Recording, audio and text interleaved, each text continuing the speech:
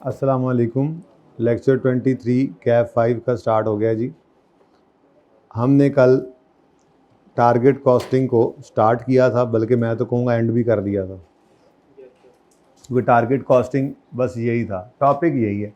अब इसके अंदर जितनी मुश्किलात डलती जाएं वो वक्त के साथ साथ आप देखते जाएंगे। अगले टॉपिक्स को भी पढ़ने के बाद कोई मुश्किल सवाल इसमें से भी बन सकता है जब आप मज़ीद कॉन्सेप्ट, जैसे कल हमने पहली बार नॉर्मल लॉस का कॉन्सेप्ट देखा, ठीक है। अब ये नॉर्मल लॉस सादा सादा सा है, ये मुश्किल इससे भी हो सकता है। आगे चल के जब वो कॉन्सेप्ट पढ़ लेंगे तो फिर इसी टॉपिक के अंदर भी वो उसको मिक्स कर सकता है। तो बहरहाल टॉपिक इतना सही था। क्या हम प्रॉफिट को बढ़ाना चाहें तो टारगेट कॉस्टिंग अप्रोच ये कहती है कि प्रोडक्ट डेवलपमेंट फेज़ पर जब प्रोडक्ट डेवलप हो रही होती है तो उस वक्त आप प्रॉफिट बढ़ाने के लिए कॉस्ट को कम करें। प्रॉफिट बढ़ाना है तो कॉस्ट को कम करें, लेकिन जाहिर सी बात है इस पे क्वालिटी पे कंप्रोमाइज़ नहीं किया जा सकता। कॉस्ट को कम करने के लिए फिर इसीलिए बोला कि ये डेवलपमेंट फेज़ पे, डिज़ाइनिंग फेज़ पे जब प्रोडक्ट बन रही होती है उस वक्त फिर इसको अप्लाई किया जाता है, ताकि हम डिज़ाइन में उसके रद्दो बदल इस तरह का ज़रूरी कर लें कि हम उस कॉस्ट को सेव कर सकें विदाउट कंप्रोमाइजिंग ऑन क्वालिटी। ठीक है। अब जी प्रैक्टिकली ऐसे ही होता है। अच्छी ऑर्गेनाइजेशन, जैसे मैंने अर्ज़ किया कि पहले जापानी ये करते थे, शुरू में दुनिया को इसका पता नहीं था, फिर बाद में दुनिया को भी पता लगा। ठीक है। तो काफ़ी फिर उन्होंने काफ़ी कंपेटिटिव हुआ करते थे वो लोग बाकी टेक्नोलॉजीज़ के हिसाब से, उनकी टेक्नोलॉजी बड़ी अच्छी होती। तो इंजीनियरिंग के ऊपर फिर जोर है ना। आप इंजीनियर को कहते हैं भाई चीज़ ये बनानी है, क्वालिटी भी ये देनी है, अब तुम्हें जो इतने पैसे दे रहे हैं तो बनाओ ना डिज़ाइन ऐसा कि उससे जो है हमारी कोई कॉस्ट कम हो सके। तो वो इसीलिए डेवलपमेंट फेज़ पे ये काम किया करते थे। बहरहाल आप कॉस्ट अकाउंटिंग के पॉइंट ऑफ व्यू से बात करें तो इतनी सी बात है। टारगेट कॉस्टिंग का टॉपिक क्या है? सबसे पहले हम सेलिंग प्राइस एस्टीमेट करते हैं, ये आपको सवाल में नॉर्मली गिवन होगी। उसके बाद हम अपना प्रॉफिट जो दिमाग में है, रिक्वायर्ड प्रॉफिट, वो डिटरमिन करते हैं। फिर एस्टीमेटेड सेलिंग प्राइस में इसको माइनस करने से आपके पास क्या आ जाता है जी? टारगेट कॉस्ट आ जाती है कि इतनी कॉस्ट है हमारे पास, ये हमारे पास कुशन है अवेलेबल जितने में हमने प्रोडक्ट को तैयार करना है। ठीक है। अब आप अपने इंजीनियर्स को, अपने प्रोडक्शन वालों को बुलाते हैं और कहते हैं हाँ भाई ये प्रोडक्ट बनानी है, ये डिज़ाइन है इसका, ये इसके स्पेक्स हैं, ये चीज़ बनानी है, बताओ कितने में बनेगी। या फिर क्या है, वो फिर एस्टीमेटेड कॉस्ट बताएंगे कि जी इसको बनाने में इतनी कॉस्ट आएगी। अब हमने कंपेयर करना है उसको स्टेप 5 के अंदर कि जो एक्सपेक्टेड कॉस्ट आई है वो टारगेट कॉस्ट से ज़्यादा तो नहीं। अगर वो टारगेट कॉस्ट से ज़्यादा होगी तो फिर कॉस्ट गैप आ गया, प्रॉफिट फिर वो नहीं मिलेगा जो हम सोच रहे हैं। ठीक है। तो फिर इस कॉस्ट गैप को क्लोज़ करने के लिए, इसको रिमूव करने के लिए फिर कुछ स्टेप्स उठाने की कोशिश की जाती है। अब वो स्टेप्स इंशाल्लाह कल की क्लास में आपको थ्योरेटिकल डिस्कशन मिल जाएगी। ठीक है जी। ओह हाँ, बताना तो मैं भूल ही गया स्टार्ट में कि कल फिज़िकल क्लास में ऑफ करूँगा और लास्ट सेशन के लेक्चर में से कोई 1-2 लेक्चर में से तोड़ फोड़ के, ये ना हो कि कपड़े चेंज, आपको ये क्या लेक्चर कपड़े चेंज हो गए हैं, तो मैं कपड़े चेंज करने नहीं जाऊँगा। बेसिकली वो 1-2 लेक्चर्स को इकट्ठा करूँगा। इसका एक सवाल है डेनमार्क आइसक्रीम, और उसके अलावा शायद कोई एक आधा सवाल और हो या ना हो, लेकिन क्लोज़ करना ये जो स्टेप 6 है थ्योरेटिकल डिस्कशन, ये को मेरे ख्याल में मिला जुला के कोई शायद 1 घंटे की रिकॉर्डिंग बन ही जाए। ये 23 में आपको मिलेगी। ठीक है। आज 23 है, ये कहीं पहले का लिखा हुआ है? पहले का लिखा हुआ है। अच्छा, तो 23 हमने कहाँ लिखा है फिर? पहले मुझे ये बताओ। लबो लबो लबो लबो लबो, मुझे तो शक पड़ गया है। नहीं, ये तो मुझे भाई जो स्टार्ट में मैंने 22 तो नहीं लिख दिया था? पक्की बात है। अच्छा, तो बहरहाल 23 ये है, तो 24 आपको मिलेगा। भाई आमिर, मैंने 23 लिखा था ना, आपको फ़ोन में से कोई होश हो तो ना, पक्की बात करें, सबूत दें मुझे। अच्छा, ये तो अभी हमने मिटा के लिखा है। भाई कहाँ लिखा था यार, मुझे शक पड़ गया यार।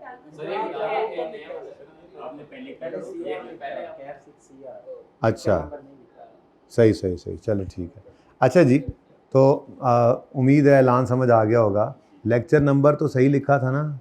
अच्छा यार, ऐसा करो, इसको ना बंद करो, पॉज करो ज़रा, पॉज करो इसको। ओके जी, केस सॉल्व हो गया। मैंने स्टार्ट में 23 ही लिखा था। अच्छा, तो 24 लेक्चर जो है वो आपको मिलेगा, जिसमें प्रीवियस सेशन की रिकॉर्डिंग होगी, जिसमें डेनमार्क आइसक्रीम वाला एक सवाल होगा, शायद कोई छोटा मोटा और सवाल हो जाए, प्लस मैं आपके साथ एक छोटी सी डिस्कशन और करूँगा। डिस्कशन नहीं है बेसिकली, वो सिर्फ टाइम सेविंग है। वो स्टार्ट में जो लेक्चर के मैंने आपको बताना है ना, ये ले आओ भाई, ले आओ भाई, खुल जा सिम। ये यहाँ पर जनाब सिर्फ ये लिखा हुआ आपको एंड पे मैं ये भी अटैच कर दूंगा कि डिसीजन मेकिंग में ये 4 चैप्टर्स हैं, ये चैप्टर फलां है, इसको इसमें ये आता है। तो ये थोड़ी सी बात 2 मिनट की 4 मिनट की, ताकि ये नोट करने वाला टाइम भी हमारा मंडे को बच जाए। मंडे को हम इंशाल्लाह रेलेवेंट कॉस्टिंग प्रिंसिपल्स का चैप्टर 14 डिसीजन मेकिंग का ऑफिशियली स्टार्ट कर देंगे, ठीक है। तो अगर कोई अभी भी सुस्त है, चुस्त नहीं हो रहा है, तो वो चुस्त हो जाए। डिसीजन मेकिंग को मंडे से स्टार्ट कर रहे हैं। ये जनाब आज का दूसरा ऐलान था। तो पहला ऐलान, लेक्चर 24 मैं रिकॉर्डिंग अवेलेबल करूँगा, उसमें डेनमार्क आइसक्रीम ट्रेड इसका एक सवाल होगा, एक आधा शायद और थोड़ी थ्योरेटिकल डिस्कशन, कोई घंटे के आसपास जो है वो इसकी डिस्कशन शायद बन जाए, ठीक है जी। अच्छा जी, टारगेट कॉस्टिंग बस इतना ही है। एस्टिमेट करेंगे सेलिंग प्राइस, फिर टारगेट प्रॉफिट डिटरमिन करेंगे, जो हमारा रिक्वायर्ड प्रॉफिट है। इनके डिफरेंस से आएगी टारगेट कॉस्ट। अब एस्टिमेट करेंगे कि हम इसको कितने में बना सकते हैं, तो ये एक्सपेक्टेड कॉस्ट और टारगेट कॉस्ट को कंपेयर करेंगे। अगर टारगेट कॉस्ट कम है, एक्सपेक्टेड कॉस्ट बढ़ गई है, तो इसका मतलब कॉस्ट गैप आ गया, प्रॉफिट मारा जाएगा अब, ठीक है। तो कॉस्ट गैप आने के बाद फिर उसको रिमूव करने के लिए, उसको क्लोज करने के लिए, ब्रिज करने के लिए फिर कुछ स्टेप्स लिए जाते हैं। तो उसकी थ्योरेटिकल डिस्कशन है हमारे सिलेबस के अंदर। यानी मैक्सिमम वो ये कर सकता है सवाल में कि कॉस्ट गैप कहे निकाल दो और साथ ही कह दे कि कुछ स्टेप्स बता दो जिनको हम ले करके इस कॉस्ट गैप को रिमूव कर सकते हैं, ठीक है। अच्छा जी, उसके बाद हमने क्वेश्चन नंबर 1 सिर्फ किया था, 2, 3, 4 आपको मैंने होमवर्क में दे दिए थे, ऐसा ही है जी, हो गए थे। सेकंड ज़रा जल्दी से देख लेते हैं।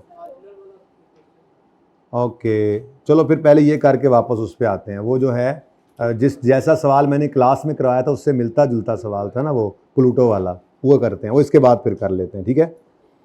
पहले ही वो करना था वैसे जहन के अंदर, लेकिन दूसरी डिस्कशन चूँकि इसी की हुई तो फिर अब चलो ये कर लेते हैं। Dollens is considering launching a new product, sales department है determined the estimated selling price of 500 per unit. तो एस्टिमेटेड सेलिंग प्राइस क्या आ गई, पर यूनिट गिवन है 500। Dollars have requirement that all products should generate a net profit margin equal to 20% to cover production and non-production costs. इससे क्या फ़र्क पड़ता है, हम वैसे भी एक्सपेक्टेड कॉस्ट में प्रोडक्शन नॉन प्रोडक्शन मैंने सारी कॉस्ट ही ले ली थी, तो बस टारगेट प्रॉफिट निकालना है, माइनस करेंगे तो टारगेट कॉस्ट आ जाएगी। तो टारगेट प्रॉफिट क्या है जी, तो हम इसी 500 को पकड़ लें और अब अपना मार्कअप मार्जिन जो है वो यूज़ करते हैं। वो कह रहा है 20% मार्जिन है, तो 100 किसको ले लेंगे, सेल को। प्रॉफिट कितना है, तो कॉस्ट बैलेंसिंग, ठीक है जी।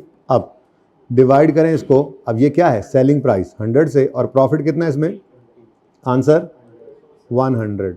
तो इसका मतलब आपके पास जो टारगेट कॉस्ट है वो क्या है, 400, ठीक है जी। उसके बाद बोर्ड पे ही कर लेते हैं, वैसे 3-4 चीज़ें आ गई हैं इसमें, फटाफट तंग हो रहा है यहाँ पे काम जी। क्वेश्चन नंबर 2 फटाफट, ये भी इलस्ट्रेशन है।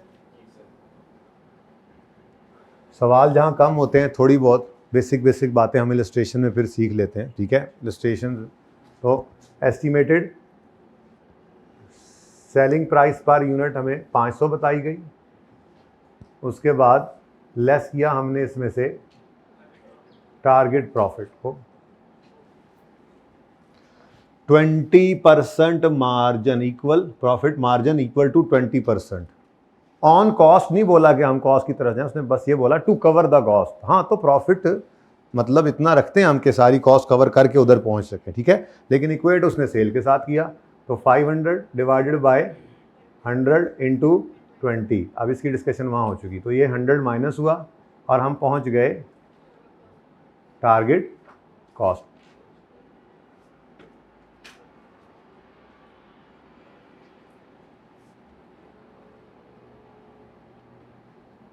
ठीक है जी, जिसको हम क्या कहते हैं, ए।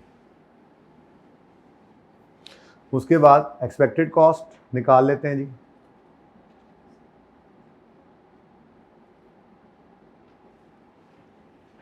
अब कहता है जी following information pertains to current expected cost per unit of the new product. ठीक है, material cost per unit 2.5 kg, simple, कल तो हम इससे आगे की बात कर चुके हैं। तो मटेरियल कॉस्ट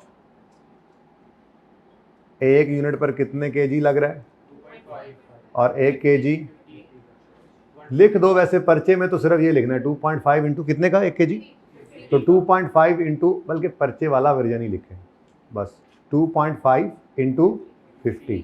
बेसिक में लिखते थे 2.5 kg पर यूनिट इंटू ₹50 पर kg, पर ठीक है पर्चे में इतना लिखना है बस, पूरे नंबर मिलेंगे जी 125। बहुत सिंपल वाला यार सवाल आ गया, ऐसे ही कर रहे हैं। चले लेबर, इसके सॉल्यूशंस थे, चलो फिर ये कर लेते हैं, अगले में देख लेते हैं। फिर labour cost per unit 3 into 40, labour cost 3 into 40, 3 hours, ₹40 per hour, 120। उसके बाद वेरिएबल ओवरहेड्स 20 पर लेबर आवर, तो जितने लेबर आवर्स लगेंगे उतनी ही वेरिएबल ओवरहेड है, वेरिएबल ओवरहेड्स। तो आवर्स आ गए सेम, लेकिन रेट बदल गया, 20 है। ओके जी, नेक्स्ट फिक्स्ड ओवरहेड्स की कॉस्ट है वही, पर लेबर आवर ही जोड़ा हुआ उन्होंने, तो फिक्स्ड ओवरहेड्स की कॉस्ट वही 3 लेबर आवर लेकिन 10। Selling cost 8% of selling price, admin cost 12% of production cost. तो ये प्रोडक्शन कॉस्ट है, मेरे ख्याल में इनका एक टोटल कर लें तो हमें ज़रा आसानी हो जाएगी for the purpose of calculation of admin cost. तो उसने परसेंटेज के साथ जोड़ दी, कितना आता है 335। तो बाद में इसको टोटल कर लेंगे, अपने लिए किया। ये नहीं करना तो ब्रैकेट में ही ये सारे टोटल शो करके इनटू परसेंटेज कर सकते थे, कोई मसला नहीं। फिर जी सेलिंग कॉस्ट, अब सेलिंग कॉस्ट उसने क्या बोली है जी, हाँ तो सेलिंग कॉस्ट होती ही सेलिंग प्राइस के साथ जुड़ी हुई है, तो ₹500 लिख रहा हूँ मैं ज़रा ताकि दूर से पता लगे, ₹500 इंटू 8%, कितना जी, तो ये भी कॉस्ट कवर करवानी है हमने, प्रॉफिट पे जाना है। सिर्फ प्रोडक्शन कॉस्ट अगर कवर हो गई और फिर सेलिंग एडमिन को हमने सोचा ना डिसीजन मेकिंग इसके साथ, ये डिसीजन मेकिंग हो रही है तरह से कितने की चीज़ बनाएं हैं, तो हमने फिर अगर वो चीज़ बना दी महंगी और फिर सेलिंग एडमिन खर्चे निकल के हम प्रॉफिट कम पे चले गए या लॉस पे चले गए तो फिर फ़ायदा। इसलिए मैंने कहा था एक्सपेक्टेड कॉस्ट में आपने सारी कॉस्ट लेनी है। कॉस्ट ये टारगेट कॉस्टिंग के टॉपिक में जब कॉस्ट गैप निकालना है तो एक्सपेक्टेड कॉस्ट में सारी कॉस्ट लो, हमने प्रॉफिट तक पहुंचना है तो प्रोडक्शन और नॉन प्रोडक्शन सारी कॉस्ट माइनस करके प्रॉफिट पे जाएंगे ना, बिजनेस की सारी कॉस्ट। ठीक है, तो और जी एडमिन कॉस्ट है, एडमिन कॉस्ट जो है वो उसने कहा जी प्रोडक्शन कॉस्ट का, ठीक है, तो फिर 12% इसका मैंने ले लिया,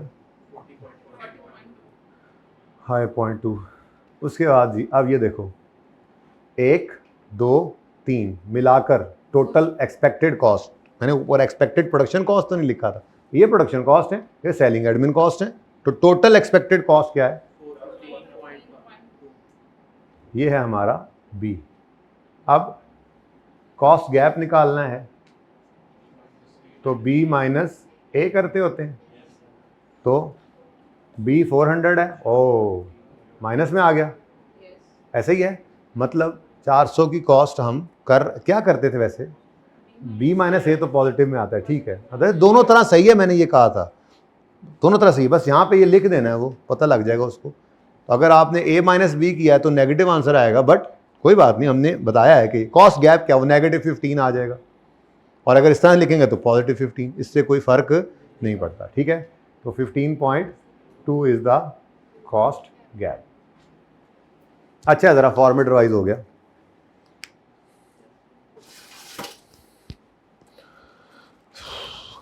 अच्छा जी, सेकंड ओके हो गया, फर्स्ट फेल ही हो गया था, थर्ड में कोई क्वेश्चन,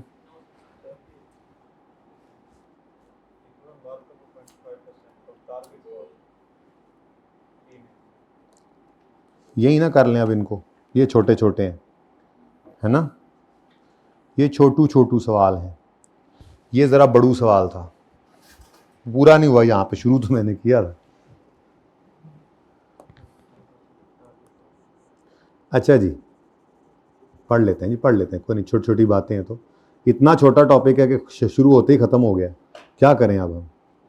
मैंने कहा चले ज़रा थोड़ा सा ऐसे ही स्टपनी बीच में लगा लें और ऐलान कर दें, और वीकेंड भी आ गया है, और चलो टारगेट कॉस्टिंग वैसे भी मैं डिसीजन मेकिंग से पहले करके थोड़ा सा उसकी आवाज़ लगाता होता हूँ, आ जाओ डिसीजन मेकिंग आ गई। Hire is considering launching a new product, sale department has determined realistic selling price will be इतने रुपए, Hire have requirement that all product should generate markup of 25% of target cost, उसकी मर्जी की बात है, current expected cost, ओह उसने कहा मुश्किलों में ना पड़ो, ये छोटी मोटी आसान बातें भी आपको आनी चाहिए, कभी मसला हो ही जाता है क्वेश्चन में, ऐसे गिवन होता है डेटा। तो question 3, estimated selling price per unit कितनी है जी, 25। उसके बाद लेस करना है हमने इसमें से टारगेट प्रॉफिट को, तो टारगेट प्रॉफिट जो है वो 25। अब उसने क्या कहा है जी, मार्कअप या मार्जिन, तो C plus P is equal to S, markup या मार्जिन, 100 फिर कॉस्ट, ओहो 100 तो सेल लेनी थी, अच्छा प्रॉफिट कितना है और सेल,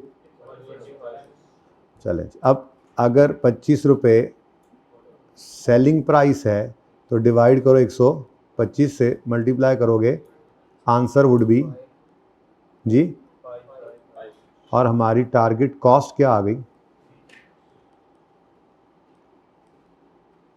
ठीक है जी। अब ये तो उसकी मर्ज़ी की बात है, ठीक है, कि वो प्रॉफिट किसके उसके साथ, ओह एक मिनट सॉरी, क्या कह रहा है जी, रियलिस्टिक्स है, ये दोबारा पढ़ लें जो आप कह रहे थे, should generate a markup of 20% of target cost, तो ये तो आपने टारगेट कॉस्ट के ऊपर ही आ गया मार्कअप, मतलब गिवन जो सेल है, मार्कअप का मतलब तो यही है। अब कॉस्ट ठीक है, कॉस्ट यही वाली 100 ले लेंगे, हमें इससे क्या फ़र्क पड़ता है, बेसिकली तो उसने बस बोलना, जैसे पिछले सवाल में बोला था, अभी क्या बोला था उसने, इतना प्रॉफिट कमाओ कि वो प्रोडक्शन और नॉन प्रोडक्शन कॉस्ट को कवर कर जाए, तो बिल्कुल ऐसे ही वो कह रहा है, मार्कअप हमने कमाना है कितना, 25% ऑफ टारगेट कॉस्ट। मेरे ख्याल में तो ऐसे ही होना चाहिए जी, क्योंकि और अगर खामखा आप गुस्सा करते हैं तो आप इसको एक्स अज्यूम करके तो पता नहीं क्या लंबे चौड़े काम में पड़ जाएंगे, तो मेरे ख्याल में उससे भी फ़र्क नहीं पड़ना, आप वो निकाल के भी अल्टीमेटली सेल से ही डिफ्रेंशिएट करेंगे ना, तो आप कॉस्ट निकालें इस इक्वेशन में तो sale less profit is equal to cost, what cost, target cost, तो ये कर लें या इसको एक्स अज्यूम करके उलट चल पड़े, तब भी अल्टीमेटली आपने पहुंचना यहीं पे ही है। ओके, ये हमारा ए आ गया। अब लेस क्या कर दें इसमें से, अगली चीज़ क्या है जी, वो उसने कहा जी एक्सपेक्टेड या करंट कॉस्ट, जो भी आप कह लें, आपका दिल करे, एक्सपेक्टेड कॉस्ट ज़्यादा अच्छा लफ्ज़ है वैसे, 22, तो फिर जी B minus A cost gap आ गया, तो उससे फ़र्क नहीं पड़ता, आप कोशिश कर लें, आप यहीं पे पहुंचेंगे इंशाल्लाह, ठीक है। नेक्स्ट, चौथे में को मसला है जी, चलो फिर ये भी कर लेते हैं, ये वो जो करना है, तो छोटा सा सवाल है, सारा ही हो जाएगा, ताकि फिर हम कहेंगे हम इतने सवाल किए हैं आज, जो नहीं ना आए उनको आज क्या बताएंगे हम, कितने सवाल किए हैं आज हमने, ठीक है। अब जिसके साथ बैठते हो तुम, packages is considering launching a new product, तो हर एक जगह पे आप देख रहे हैं नई प्रोडक्ट लॉन्च हो रही है जहाँ पर ये टारगेट कॉस्टिंग अप्लाई हो रहा है, ठीक है। सेल डिपार्टमेंट डिटरमिन किया रियलिस्टिक प्राइस 25 होगी, packages have requirement that all products should generate return equal to 10% on investment, profit है, किसी भी तरह से लिंक करके बता सकता है, अपने प्रॉफिट निकालना है, तो अब इस बार उसने ना सेल से इसको जोड़ा ना कॉस्ट से जोड़ा, ठीक है। Production of new product will require additional investment in plant and machinery equal to, कहता है ये नई प्रोडक्ट अगर आपने बनानी है, इधर तवज्जो, अगर ये नई प्रोडक्ट आपने बनानी है तो नया प्लांट लगाना पड़ेगा, और उस पर कितने पैसे आएंगे, खर्चा 10 मिलियन रुपए, पैसे नहीं रुपए, और एक्सपेक्टेड है कि कंपनी इसके बाद 2 लाख यूनिट्स नई प्रोडक्ट के पूरी लाइफ साइकिल में उसके बेच सकेगी। Current expected cost per unit है। अब दूसरी तरफ जाने की ज़रूरत नहीं है कि अब वो पर यूनिट वाली को आप डेप्रिसिएशन भी डालें, वो कह रहा है करंट एक्सपेक्टेड कॉस्ट, उसने खुद ही बता दी। अब question number 4, estimated selling price बताइए जी। 25 है। अच्छा, लेस करेंगे इसमें से हम टारगेट प्रॉफिट। अब टारगेट प्रॉफिट उसने क्या कहा है जी, वो जितनी इन्वेस्टमेंट कर रहे हैं ना जी, वो कितनी है? 10 नहीं, इन्वेस्टमेट कितनी कर रहे हैं? 10 मिलियन। वो कह रहा है कि रिक्वायरमेंट क्या है कि प्रोडक्ट जनरेट करे return equal to 10% on investment. तो 10% इन्वेस्टमेंट का तो 10 मिलियन इंटू 10% किया, लेकिन ये तो टोटल आएगा, पर यूनिट तो नहीं ना आएगा। अब वो वाला भी यूज़ करना पड़ गया, क्या जी, अपनी पूरी लाइफ साइकिल में कितने यूनिट्स बनाएगा? तो 0.2 से डिवाइड कर दूं, 0.2 ही बनता है ना 2 लाख मिलियन में। पूरा ही लिख देता हूँ, पता नहीं क्या किधर एरोप्लेन्स बने हुए हैं। रुपीज़ 10 मिलियन इंटू 10% किया तो क्या आ गया जी? 1 मिलियन रुपीज़। ये रिक्वायर्ड रिटर्न है उनका जहन में कि हम इस प्रोजेक्ट से, इस प्रोडक्ट को जब हम बनाना शुरू करेंगे तो ये इन्वेस्टमेंट ही कर रहे हैं 10 मिलियन का प्लान लगा के, तो हम इससे क्या कमाना चाह रहे हैं? 1 मिलियन रुपीज़ इन टोटल है ना ये तो। अब वो कह रहा है पूरे इस प्रोडक्ट के लाइफ साइकिल में ये प्लांट 2 लाख यूनिट्स बनाएगा, तो ये इन्वेस्टमेंट बेसिकली 2 लाख यूनिट्स बना सकेगी मैक्सिमम, जो हमारी एस्टिमेशन है। तो पर यूनिट करना है तो डिवाइड कर दो 200,000 यूनिट्स के साथ। ये मैंने 0.2 लिखने की जसारत कर ली थी जी। तो 5 रुपये, वही 5 आ गया। तो सवाल जो अपने बने हुए हैं पहले जहन के अंदर यही था, तो बस फिर अच्छा जी, तो बताएं जी। 20 आ गया, उसी तरह से 22 है, 2 क्या आ गया? टारगेट कॉस्ट आ गई, और ये क्या आ गया जी? एक्सपेक्टेड कॉस्ट आ गई, और कॉस्ट गैप आ गई।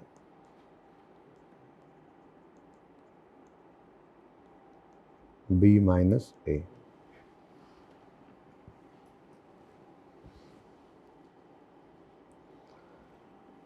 फाइव हो गया था। अच्छा सवाल था। फिर आपको मैंने कोई होमवर्क नहीं दिया था? Oh no.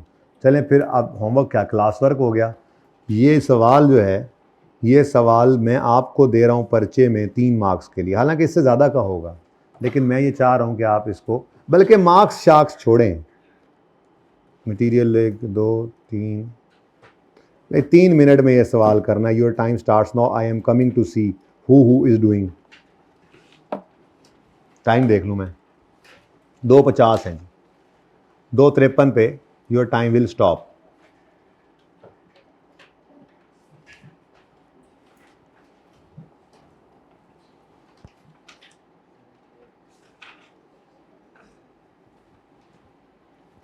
जल्दी जल्दी कर लें, एक और सवाल इसका करा के 7वां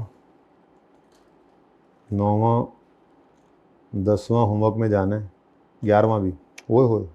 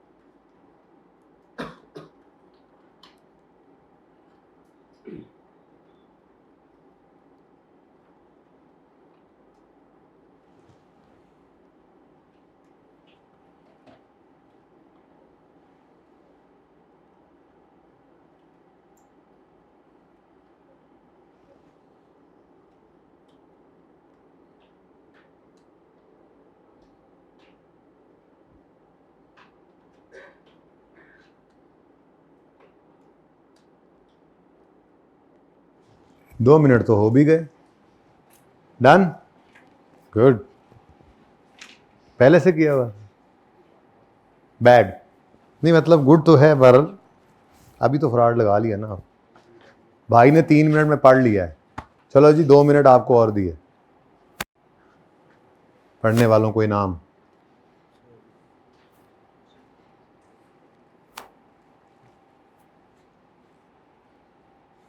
मैंने कहा ज़रा तैयारी करा लें साथ साथ ही आप लोगों की।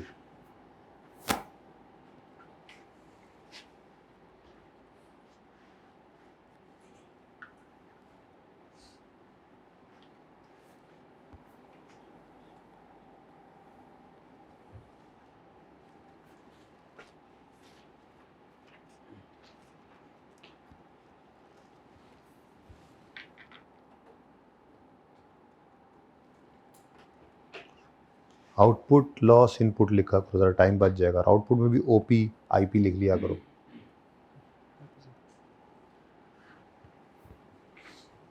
लॉस आ गया इसमें भी, ओ नो। करो करो, प्रेशर थोड़ा सा डला नहीं और हाथ पाँव फूले नहीं। ये तो टॉपिक आपको समझ आ गया था ना, फिर क्या हुआ घर से?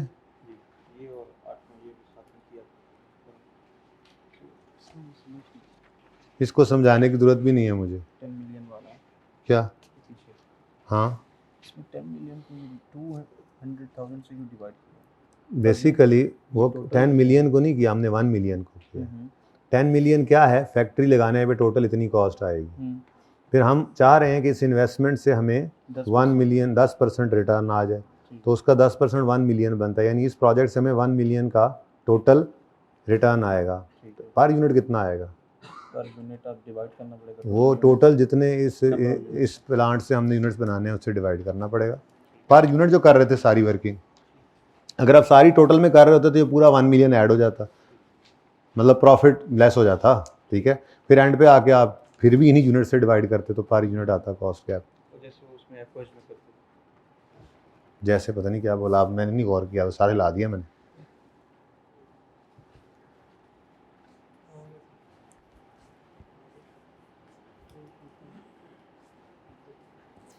भाई देखो पार्ट बी कल दूंगा, तो ज़रूरत नहीं महसूस कर रहा हूँ, इंपॉर्टेंट चीज़ नहीं होगी तो कर रहा हूँ, वरना छुट्टी कर देता। ये बात जहन में रखिएगा, ठीक है ना। कुछ ऐसा होता ना, नया टॉपिक है कुछ है, बिल्कुल ना करता, थोड़ा टाइम बच जाएगा, सिर्फ ऑफ नहीं कर रहा इसलिए। ओके, जहन में ना आए ऐसी कोई बात आपकी, इसलिए बता रहा हूँ। अब ये टारगेट कॉस्टिंग के 2 सवाल हैं, 1 या 2।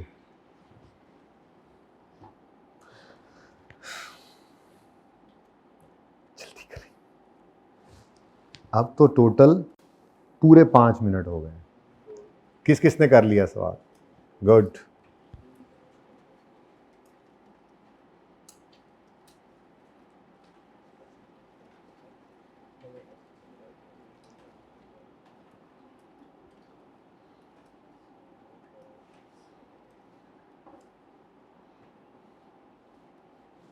हाँ जी, अब मिलके कर लें प्लीज़, बस कर दें अब, जो हो गया सो हो गया।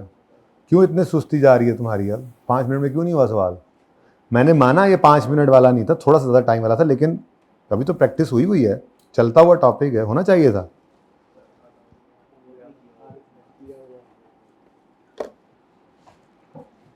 चलो 1 मिनट और लो, करवाना आप लोगों से ही है। शाबाश शाबाश शाबाश शाबाश, हिम्मत हिम्मत हिम्मत। बच्चों ने अभी भी किया भाई, कह रहे हैं घर से करके आए, तो यहाँ आके पढ़ लेता, शुक्र है वो। अभी क्या है ना,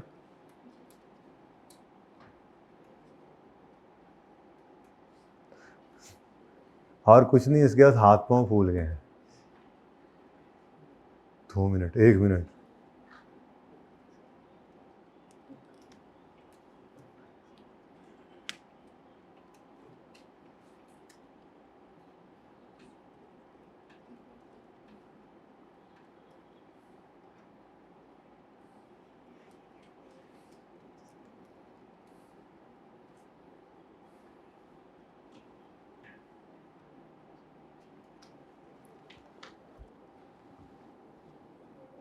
चलें यार, अब बस कर, बस बहुत हुआ। कैलकुलेट करें expected cost per unit, calculate करें टारगेट कॉस्ट पर यूनिट, और कैलकुलेट करें कॉस्ट गैप। अब ज़ाहिर है पर यूनिट निकलवाए तो ये पर यूनिट ही निकाल देंगे, ठीक है। Company has designed a new product NP8. It currently estimates that in the current market product could be sold for 70 रुपये per unit, estimated selling price per unit आ गई। चलो तरतीब शुरू कर देते हैं ऐसे बस। Question number 6। अब ये आई कैप की आई थिंक शुरू हो गया वो क्वेश्चन बैंक, ऐसा ही है। क्वेश्चन नंबर कौन सा है? आई कैप की कौन सी एग्जांपल है आई कैप का? नाम है इसका? कोई नाम नहीं। आ कंपनी, लो जी नाम हमने बना लिया। अच्छा जी, अब estimated selling price, estimated selling price per unit, यूं लिख रहे हैं।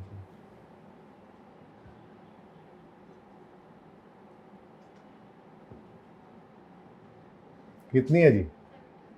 70 less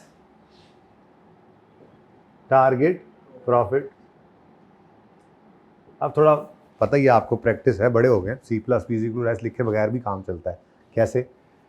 a gross profit of at least 30% on selling price would be required. अब ये क्वेश्चन दिमाग में बनाया करें। सेलिंग प्राइस के साथ प्रॉफिट लिंक्ड है तो 100 किसको लेंगे? सेल को। प्रॉफिट कितना? 30, तो कॉस्ट कितनी? 70। ठीक है, अब दिमाग में आपके क्वेश्चन नहीं तो बना देता हूँ, समझ आ रही है क्या जी? 70 + 30 = 100।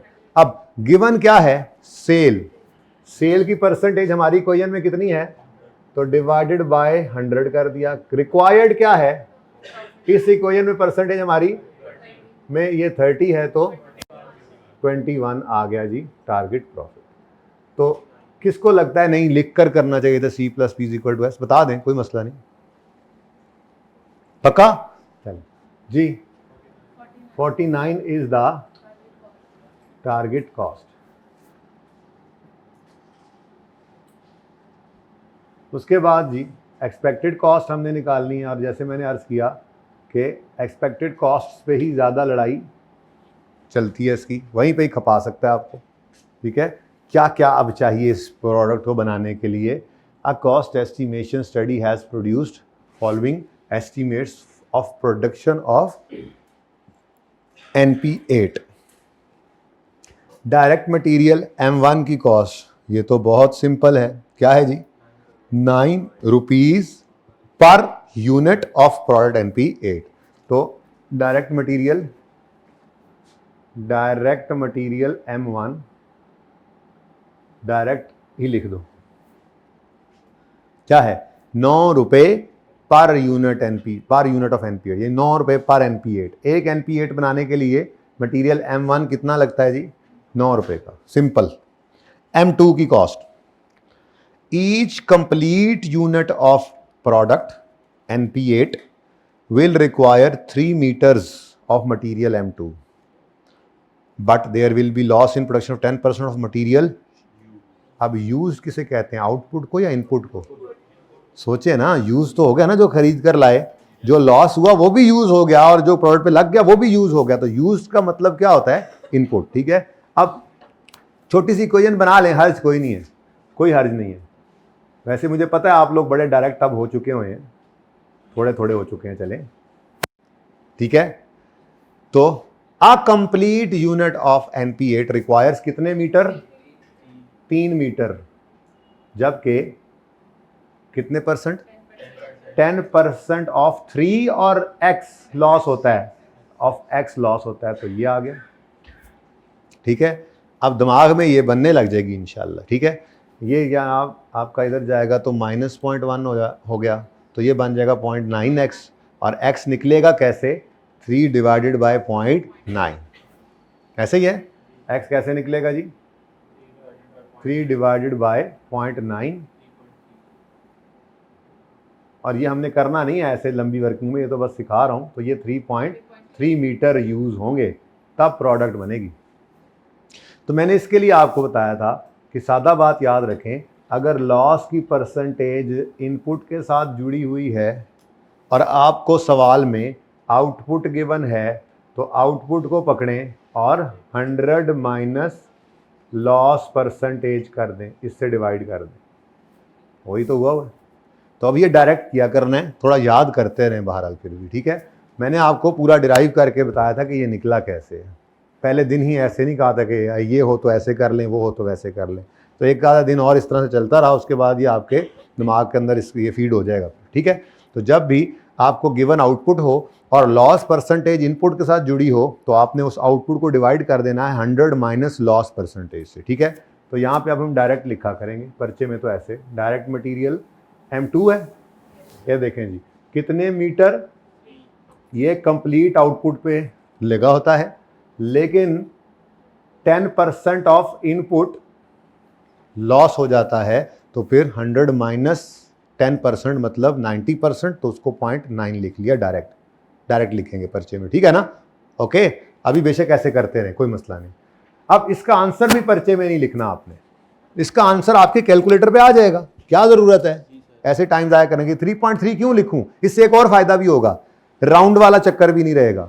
आपने 3 डिवाइड बाय 0.9 किया और इक्वल करके उसी के आगे आपने इनटू करके रेट लगा दिया, तो आपको राउंडिंग वाले चक्कर में भी नहीं पड़ना पड़ेगा कि वहां अगर आपने 3.3 लिखा है तो फिर कैलकुलेटर पे भी मिटा के 3.3 लिखेंगे तो टाइम ज़ाया हो रहा होगा, ठीक है। तो अब 1 मीटर M2 का 1.8 रुपीज़ का है, तो बस जो भी आंसर आया, आप कह रहे थे 3.3 है, मुझे इससे क्या, बस कैलकुलेटर पे आंसर आ जाएगा, इक्वेशन ही डाल दे सीधी, अल्लाह अल्लाह ते खैर सल्ला, इन ₹2 1.8 पर मीटर, ठीक है। कितना 5.6 ही लिख दें जी, अच्छा जी ठीक है जी, लें जी 6 ही लिख दें जी, फिर आप 6 ही लिखें, आगे फिर ऐसे ही करना है आप। तो ये आपके दिमाग के अंदर ये इक्वेशन बन रही है, तो ये मटेरियल M1 के लिए ये इक्वेशन दिमाग में थी। नेक्स्ट मटेरियल M2 के लिए, मटेरियल M2 भी गया, अब आगे क्या आ गया, labour cost. Each complete unit of NP8 will require 0.5 hours.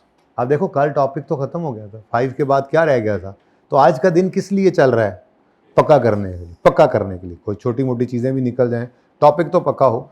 सबसे आखिरी सवाल वैसे मैंने पेंडिंग करना है अभी, उसमें कॉन्सेप्ट रेलेवेंट कॉस्टिंग में समझ आ जाएगा, उसके बाद फिर किसी वक्त उस सवाल को करेंगे, लेकिन उसके अलावा सारे सवाल आप कल भी कर सकते थे, जो कि आप आज करेंगे इंशाल्लाह, ठीक है। Each complete unit of product NP8 will require 0.5 hours of direct labour time, आधा घंटा लगता है जी।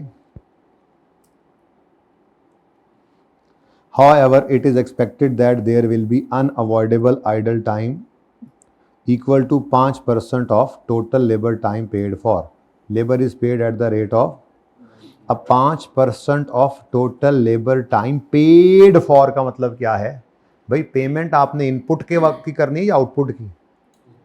अगर ये अनअवॉइडेबल है, खामोशी केस में नॉर्मल लॉस ही अज्यूम किया जाता है, तो भाई आप वो बैठते हैं मिसाल के तौर पे 2 घंटे और फिर जाके वो 1 यूनिट NP8 बनाते हैं, NP8 पे तो 1.5 घंटा लग रहा है, आधा घंटा वो वेले भी रहते हैं, शायद कुछ करना पड़ता है, उसको छोड़ना पड़ता है उसको थोड़ी देर। कभी कभी प्रोडक्शन प्रोसेस का ये नॉर्मल पार्ट होता है कि लेबर ने ज़रा वेले होकर बैठना है तभी प्रोडक्ट बन पाती है, तो उसी को नॉर्मल लॉस कहते हैं। अब उनको तो 2 घंटे के पैसे देने हैं, लेकिन काम उन्होंने एक्टिवली उस पर 1.5 घंटे करना है, बीच में थोड़ा सा टाइम होता है, थोड़ा टाइम खुश कर लिया, फिर उस पर काम किया, तो प्रोडक्ट बनने में वैसे तो 1.5 घंटे लगता है, लेकिन आइडल टाइम भी है, ठीक है।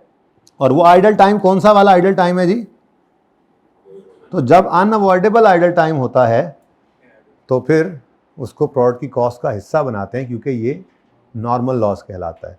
ये मतलब नेसेसरी है, ये नहीं, अगर आपने NP8 बनानी है तो इससे बगैर गुजारा नहीं होगा। मटेरियल भी ऐसी अनअवॉइडेबल लॉस है, तो नॉर्मल लॉस अनअवॉइडेबल लॉस को कहते हैं, हमेशा प्रोडक्ट की कॉस्ट का हिस्सा बनेगा। प्रोसेस कॉस्टिंग में इसके ऊपर जाकर देखिए, क्योंकि वहाँ पे अब नॉर्मल लॉसेज में भी आना है। तो normal loss unavoidable loss product की कॉस्ट का हिस्सा, अब नॉर्मल लॉस हो तो इट इज अवॉइडेबल। अब नॉर्मल जो है, आपने अपनी सुस्ती की, आपने मटेरियल अच्छा नहीं खरीदा, आपने मिस हैंडलिंग कर ली, कुछ ऐसा जो आपका कसूर है, जो अवॉइड हो सकता था, तो वो प्रोडक्ट की कॉस्ट का हिस्सा नहीं बनाया जाता, ठीक है, वो P&L में जाता है, देखेंगे वहां पे जाके। तो अब ये भी सेम है, लेबर आ गई तो सेम वही, इनपुट के पैसे मिलते हैं जाहिर सी लेबर को, जो टाइम वो करते हैं, लेकिन वो कह रहा है कितने आवर्स और कितना टाइम वेस्ट है, कितना 5। अब 5% ऑफ व्हाट, x या 0.5, दोनों हो सकते हैं ना, दोनों सकते हैं ना। यूं भी कह सकता था 5% ऑफ आउटपुट लॉस हो जाता है, वो आसान था क्योंकि गिवन आउटपुट होता है। तो उस केस के अंदर फिर क्या इक्वेशन बनती, आउटपुट जो गिवन है उसको हमने क्या कहा था जी, मल्टीप्लाई कर देंगे 100 प्लस लॉस परसेंटेज से, ठीक है ना। शॉर्टकट तो अपना बना के रखा हुआ है ना हमने। तो अगर ये अब दोबारा एक बार मैं लिख रहा हूं, कल भी लिखा था, अगर आउटपुट गिवन है, आउटपुट गिवन है और loss percentage linked with input है, ठीक है। दूसरा केस, आउटपुट गिवन है लेकिन loss percentage is linked with output. अब मेरे दोनों इन पॉइंट्स में, तो इसीलिए कल मैंने वो इलस्ट्रेशन पहले इससे इसीलिए बनाई थी कि उसमें मैंने तीनों सिनेरियोज डाले थे, इनपुट के साथ भी जोड़ा, आउटपुट के साथ भी जोड़ा और खामोश रख के ज़बरदस्ती इनपुट के साथ भी जुड़वाया आपको, ठीक है। अब तो फिर सेम वही ट्रीटमेंट आ गया, x के साथ इसको जोड़ा होगा। अब ये x 0.05 है, ये प्लस है, इधर जाके क्या होगा माइनस, तो 100 माइनस 5% या 1x minus 0.05x is equal to 0.95x। तो x इधर रहेगा तो डिवाइडेड बाय, तो यही तो बताया आपको शॉर्टकट में, पर डेरिवेशन आती है अब हमें, तो आप पक्का कर लें इसको, खर्चे में फिर इतना नहीं सोचना, फटाफट, ठीक है, टाइम बचाना है। तो लेबर कॉस्ट, अच्छा अब लेबर का 0.5 आर लगता है, ठीक है जी, 0.5 लेबर आर, आधा घंटा, और इसको डिवाइड कर दें 0.95 से, बिकॉज 5% ऑफ इनपुट टाइम क्या हो जाता है, लॉस, आइडल टाइम कहते हैं लॉस टाइम को, बट ये अनअवॉइडेबल है, इसलिए आपने पे उसको, ये कितना बनता है वैसे 0.52, काम उन्होंने 0.5 घंटे करना है, पैसे उनको 0.52 के देने हैं आपने। तो ये जो ऊपर वाले पैसे हैं ये भी प्रोडक्ट की कॉस्ट का पार्ट बनाएंगे, क्योंकि ये अवॉइड नहीं हो सकते, ठीक है। अब रेट क्या है जी, 90 रुपीज़ पर 19, अच्छा रुपीज़ 19 पर लेबर आवर, पर लगे हुए हैं किसको, ये, ठीक है जी, आंसर 10। और आखिरी पॉइंट है कोई, है प्रोडक्शन ओवरहेड्स की cost. It is expected that productive overheads will B,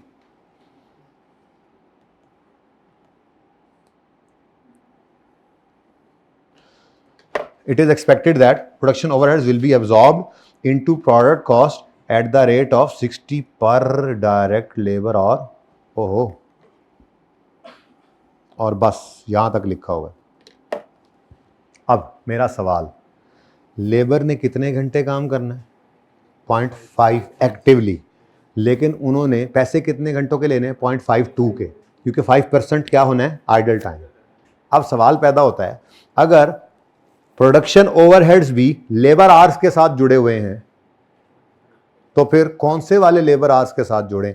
assume करें आपने अगला कुछ नहीं पढ़ा, समझे भूल गया, तो मैं आपसे सवाल कर रहा हूं, वैसे अल्लाह करेगा ना ही पढ़ा होगा, मैंने ब्लैक किया जो, आपको 0.52 यानी कि 0.5 डिवाइड बाय 95% करके जो 0.52 आवर्स आते हैं उससे 60 को मल्टीप्लाई करना चाहिए या 0.5 से मल्टीप्लाई करना चाहिए। मैंने बेसिक्स में ये बात की हुई है, सही को पहली बार नहीं ऐसी बात हो रही। 0.5 है प्रोडक्टिव आवर्स, 0.52 हैं टोटल आवर्स, लेबर के टोटल आवर्स कितने हैं, 52 समथिंग है, मैं राउंड करके बोल रहा हूं। 0.52 क्या है, टोटल लेबर आवर्स जो पे हुए, वर्क नहीं हुए। वर्क और पेड में फर्क है, ये वेरिएंस के चैप्टर में भी जाकर ये निकलेगा, वहां वेरिएंस भी निकाल लेंगे हम इस बात का कि आवर्स पेमेंट कितनी की है, कितने आवर्स की, और काम उन्होंने कितना किया है, तो वहां से एफिशिएंसी वेरिएंस निकलेगा, देखेंगे इंशाल्लाह उस टॉपिक में जाकर। तो पेड 0.52 आवर्स पर यूनिट हो रहे हैं, बट वर्क 0.5 आवर्स हो रहे हैं। अब सवाल पैदा होता है कि प्रोडक्शन ओवरहेड्स को हम किसके साथ जोड़ें, प्रोडक्टिव आवर्स के साथ या नॉन प्रोडक्टिव भी जाने दें। मैंने बेसिक्स में एक बात की थी, आज फिर कर रहा हूं और हमेशा करता जाऊंगा इंशाल्लाह सिलेबस के एंड तक, कि एफओएच को हमेशा प्रोडक्टिव आवर्स की बेस पे आपने एब्जॉर्ब करवाना होता है, ऐसा जुमला बोला था ना। तो प्रोडक्शन जो ओवरहेड्स होते हैं उनको हमेशा आपने एक्टिव आवर्स की बेस पे जो है वो लेना होता है, ठीक है। तो इसको अपने पास लिखो। अब ये पहला सवाल था, चूंकि इस तरह का जिंदगी में आपके आया, किसी आपके सिलेबस वाले टॉपिक में पहला आया ना, बेसिक्स में तो बेसिक तो कोई चैप्टर नहीं था ना, ठीक है। तो उसमें आपके लिए ये बात बाकायदा लिखी गई कि अपने के production overheads will be absorbed into product cost at the rate of 60 per direct labour hour for each active hour, ठीक है जी, for each active hour worked. आगे मतलब बताया फिर मजीद क्या कि overheads are not absorbed into cost of idle time. तो ये तो मैंने आपको बचपन में बता दिया था कि ओवरहेड्स को हमेशा एब्सॉर्ब करवाना है प्रोडक्टिव आवर्स की बेस। लेबर को तो 0.52 आवर्स के ही घंटों के पैसे देंगे, लेकिन मशीन सिर्फ तभी चलनी है जब लेबर काम कर रही है। जब लेबर साइड पे होकर बैठ गए तो मशीन भी खामोश होकर बंद हो जाएगी। यही हमारी नॉर्मल असम्पशन होती है, ठीक है, अनलेस स्पेसिफिकली वो कोई और बात कर दे। तो भाई फिक्स्ड और वेरिएबल तो उसने अलग नहीं किए, बस उसने क्या बोला है, प्रोडक्शन, बोलो यही बोला है ना, प्रोडक्शन ओवरहेड्स। तो प्रोडक्शन ओवरहेड्स हैं, फिक्स्ड भी हैं, वेरिएबल भी, हमें इससे क्या, ठीक है। हमें तो सिर्फ ये है 0.5 ओवर 95 नहीं करना %, क्योंकि उससे तो ये 0.52 आवर्स बन जाएंगे और प्रोडक्शन ओवरहेड में सिर्फ प्रोडक्टिव आवर्स की बेस पे एब्जॉर्ब होना होता है इनटू 60। लें जी 30 आ गया, सवाल तो ख़त्म हो गया ना, ठीक है। अब ये सारी एक्सपेक्टेड कॉस्ट हैं, इनका टोटल कर लो 55, दिस इज बी। और फिर कॉस्ट गैप निकाल लेते हैं जी। आप B माइनस ए से चल रहे हैं ना, पिछली बार वाले बच्चे पता नहीं A माइनस बी से चले थे। बहरहाल हर किसी की अपनी मर्जी होती है जी। क्या आ गया जी 6, ठीक है जी। और अब ये आपकी अलग अलग रिक्वायरमेंट्स बन गई। Expected cost per unit requirement 1, expected cost per unit ये रिक्वायरमेंट 1 आ गई। फिर कैलकुलेट करें target cost per unit, target cost per unit ही चल रहा था सारा, ये हम यहाँ पे लिख देते हैं ना जी, रुपीस पर यूनिट, ठीक है। और लास्ट क्या है, size of target cost gap. तो ये जनाब आपका टारगेट कॉस्ट गैप आ गया, ठीक है।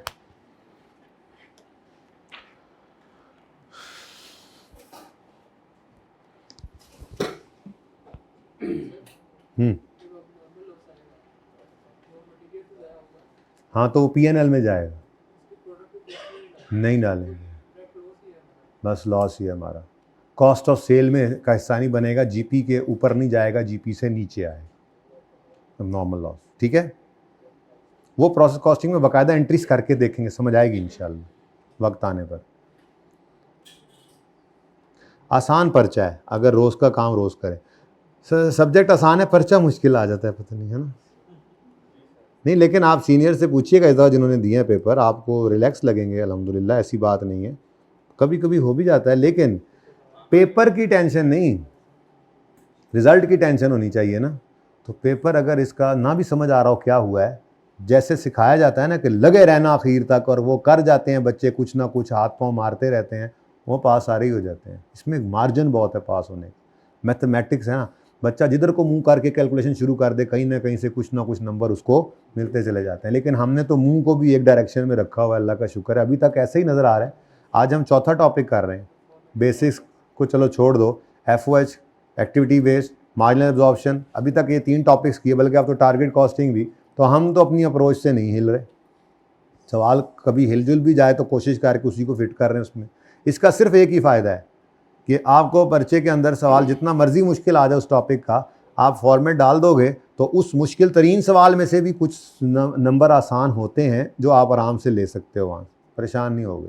तो ये मुश्किल सवाल के अंदर पासिंग मार्क्स लेने के काबिल हो जाते हैं आप इस फॉर्मेट की वजह से इंशाल्लाह। तो फिर एवरेज सवाल में 60-70% मार्क्स, आसान में 80-90% मार्क्स, तो फेल वाला तो कुछ भी ना बचा फिर, ठीक है जी। वो जो मुश्किल तरीन सवाल में से भी पासिंग मार्क्स आ गए तो बाकी फिर सही है।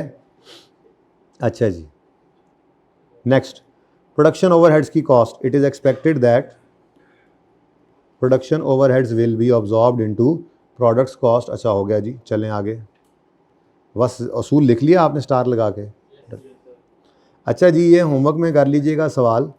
इसमें एक इक्वेशन लिखी हुई है जो शायद इंट्रो में आपको पढ़ाई जाती है, ठीक है। ये है डिमांड कर्व। तो ये आपके सिलेबस में इसी हद तक ही है, ICAP की किताब के अंदर ये इस सवाल में ही बस लिखा हुआ है। तो अगर ऐसा करेगा, सेल प्राइस डिटरमिन करवाना चाहेगा, तो ये वाली डिस्कशन उसको लिख कर देनी पड़ेगी, वरना बस मैक्सिमम क्या है, आप इसको जहन में रख भी सकते हैं, कोई इतना मुश्किल नहीं है। ये demand curve of the product है, इसकी बेस पे आप सेलिंग प्राइस डिटरमिन कर सकते हैं, ठीक है जी। P = 600 - 0.005 Q, जिसमें सेल क्वांटिटी है Q। आपकी एक्सपेक्टेड सेल की क्वांटिटी क्या है, आप कितना सेल करेंगे वो इस इक्वेशन में Q में डाल दें, तो आपके पास क्या आ जाएगा, सेलिंग प्राइस पर यूनिट। तो इस सवाल में सिर्फ आपने selling price per unit, sale price per unit निकालनी थी इस इक्वेशन से, ये एक एडिशनल काम है। उसके अलावा इस सवाल में कोई जान नहीं नज़र आएगी, आपको पढ़ के देखें। SSE सकरीबा company trying to launch a new product, वैसे पढ़ना नहीं चाहिए मुझे, लेकिन चलो, नॉर्थ अमेरिका में test marketing has revealed following demand curve for the product. ये डिमांड कर्व है, ठीक है। अब एस्टिमेटेड मार्केट फॉर प्रोडक्ट इस 5 लाख यूनिट्स पर ईयर, लेकिन कंपनी इसमें से 10% मार्केट शेयर कैप्चर करने की कोशिश करेगी। मतलब ये पूरी मार्केट के अंदर टोटल इस प्रोडक्ट की डिमांड है 5 लाख, तो पहले भी लोग बना रहे होंगे। इन्होंने क्या टारगेट किया है, 5 लाख का 10% ये कैप्चर करेंगे मार्केट शेयर। कितना, 50,000 यूनिट्स हैं इनके लिए, ठीक है। कंपनी ने एस्टीमेट किए कॉस्ट बेस्ड ऑन, अच्छा साथ ही बता दिया उसने, यार इससे आसान, यार इतना आसान, ठीक है। तो ये क्या है जी, कंपनी ने एक कॉस्ट कार्ड बनाया है, लेकिन ठीक है, बेस कर रहा है वो 50,000 यूनिट्स की सेल ईच ईयर अगर करें तो, ठीक है। तो डायरेक्ट कॉस्ट कार्ड है, ठीक है। Direct material, direct labour, fixed overheads और टोटल कॉस्ट आ गई। Company wishes to achieve a target profit of 10 million for sale of this product. तो ट्राई करने में हर्ज नहीं है, क्वेश्चन होगा तो कल पूछेंगे। ये सवाल मैं आपको करा देता हूँ, अच्छा ज़रा कम्प्रिहेंसिव सवाल है, लेकिन डेनमार्क आइसक्रीम, ये मैंने कल के लेक्चर में अक्सर डिस्कस करना है। वैसे तो लास्ट टाइम मैंने थोड़ा सा डिस्कस करके इसको एक दिन होमवर्क दे के अगले दिन फिर पूरा किया था। इसको होमवर्क ना करो, इससे बेहतर है क्वेश्चन 10 और 11 होमवर्क कर लो, उसको छोड़ देना, वो बस लेक्चर ले लेना। उसमें कोई अगर करना चाहे पहले तो बेशक कर ले। ज़रा डिफरेंट सवाल इसलिए है कि चलते हुए बिज़नेस में एक नई प्रोडक्ट डाल के उसने टारगेट कॉस्टिंग करवा दी हमसे, अप्लाई, ICAP का सवाल है ना, और उसमें टोटल बिज़नेस को बेसिकली लेना हमारी मजबूरी बन गई थी, जिस वजह से हमने उसको टोटल बिज़नेस को लिया। तो ये ज़रा असूल के ख़िलाफ़ है टारगेट कॉस्टिंग का। टारगेट कॉस्टिंग का टॉपिक तो ये कहता है कि ये अप्लाई कब होती है, प्रोडक्ट डेवलपमेंट के फेज़ में, तो सिर्फ नई प्रोडक्ट पे होनी चाहिए थी। तो बहरहाल ये सवाल ज़रा डिफरेंट है, तो इसको डिस्कशन में ही मैं कल आपको लेक्चर के अंदर दे दूँगा, ठीक है। इसको छोड़िए, आपने कौन कौन सवाल करना है जी। एक तो वो छोटा सा अभी जो करवाया 7वां, फिर 10वां और 11वां, ठीक है। 12वां अभी हम नहीं कर सकते, फिर कभी करेंगे। ये एडजस्टमेंट अभी आपको मैंने नहीं समझाई हुई, ठीक है जी। ओके, सही है। तो आफ्टर डिसीजन मेकिंग ये कर सकेंगे हम इंशाल्लाह, फ़िलहाल नहीं, ओके। अच्छा देखो, पेपर में तो जो सवाल आता है वो सारे सिलेबस के बाद आता है ना, ठीक है। तो सारे सिलेबस के बाद सब कुछ आ सकता है किसी भी टॉपिक में, कॉन्सेप्ट्स हैं। ये थोड़े थोड़े करके हम चीज़ें पढ़ते जा रहे हैं। ये जो लॉस आज पढ़ा है ये किसी टॉपिक में भी आ सकता है, बल्कि तकरीबन हर टॉपिक में आ रहा होगा, ठीक है। तो जो चीज़ जहाँ पढ़ते जाएंगे उससे आगे फिर वो use, high low method basics में पढ़ा था, वो बस डिसीजन मेकिंग आ गई है, वो यूज़ करना पड़ा करेगा अक्सर, जहाँ ज़रूरत पड़ेगी यूज़ कर लेंगे। चलें जी, क्वेश्चन नंबर 8 की रिक्वायरमेंट मैं पढ़ाता हूँ आपको। कैलकुलेट करें जी expected cost per unit of component NP19 and calculate any cost gap that exist. फिर explain briefly how target costing might be used in development of a, explain benefit of adopting target costing at an early stage. If target costing approach is used and a cost gap is identified, suggest possible measures that polar company। अब ये तो आपको कल वाले lecture में discussion मिल जाएगी, तो इन दो को फिर आप ज़रा अपने तौर पे डिस्कस कीजिएगा, ठीक है। हमारे नोट्स के अंदर अगर आएँ तो आपको मिलेंगे advantages of target costing, benefits तो उसने 2 कहे हैं, ठीक है। यहाँ पर भी आपको मिलेंगे क्लोजिंग करना टारगेट कॉस्ट गैप के लिए स्टेप्स को, तो ये तो मैंने डिस्कस भी किए हुए हैं, ठीक है। अब चैप्टर ये इतना सही था, ये देखो ये हेडिंग है, चैप्टर इतना सही है, टारगेट कॉस्टिंग क्या है, टारगेट कॉस्ट क्या है, कॉस्ट गैप क्या है, और ये वो 5 स्टेप्स हैं जिनकी बेस पे मैंने आपको कल करा दिया है, चैप्टर यही है, ठीक है। उसके बाद थ्योरेटिकल बस यही बातें, क्लोज करना है कॉस्ट गैप को तो क्या मशवरे हैं, और ये इम्पॉर्टेंट हो जाते हैं कभी कभी ऐसे ही सवाल में, जैसे अब आपको नज़र आ गया what are the benefits of target costing, कैसे इसको अप्लाई करना है, ठीक है। सही है, पढ़ के पूछ लेना मुझसे मंडे को। तो भाई अपना रूटीन वाला सवाल कर लेते हैं, कैलकुलेट कर लेते हैं टारगेट कॉस्ट गैप। सवाल पढ़ने के लिए आपको 1 मिनट दिया जा रहा है।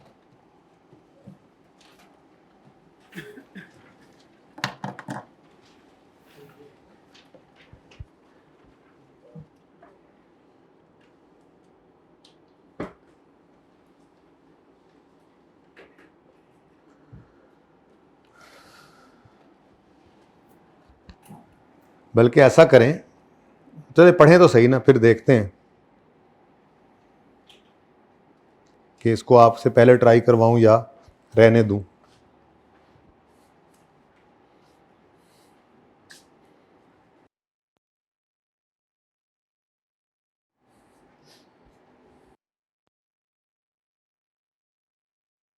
क्या लगता है जी, मुश्किल है, अभी तक पढ़ा नहीं गया?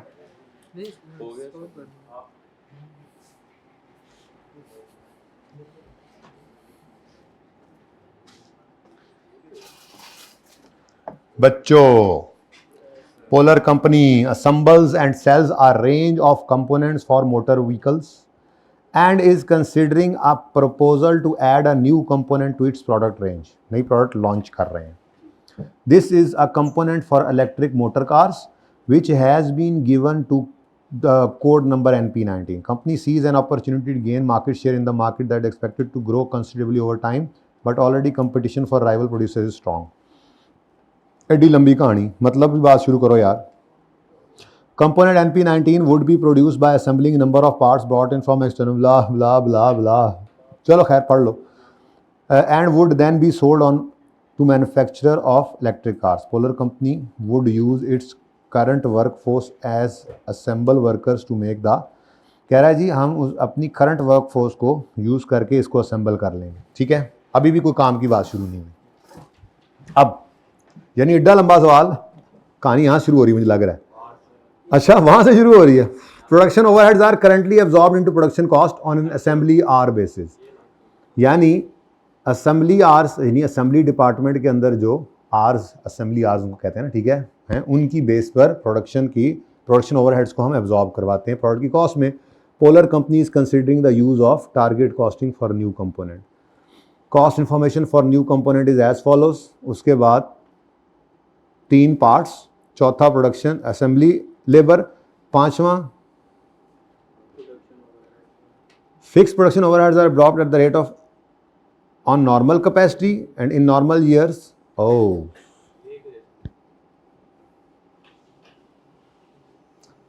अब फिक्स्ड प्रोडक्शन ओवरहेड्स का जो रेट है वो ये आर होता है, पता है आपको। इसमें बहरहाल मसला आ रहा है, कुछ मसला क्या आ रहा है, यहाँ पर टोटल प्रोडक्शन ओवरहेड्स गिवन है। अभी तो मैं बात करके हटा ही नहीं था थोड़ी देर पहले पिछले सवाल में कि कहीं हाई लो मेथड तो नहीं लगाना पड़ जाता, शायद यहाँ पे लगाना पड़े। लगा लेंगे तो हमारे पास वेरिएबल अलग हो जाएंगे, फिक्स्ड अलग हो जाएंगे, ठीक है। तो फिक्स्ड आ गए तो फिर नॉर्मल आर्स ऑलरेडी अवेलेबल हैं तो ओ ए आर भी निकल आएगा, क्योंकि मसला क्या था, मसला ये था कि एक्सपेक्टेड कॉस्ट पर यूनिट निकालनी थी।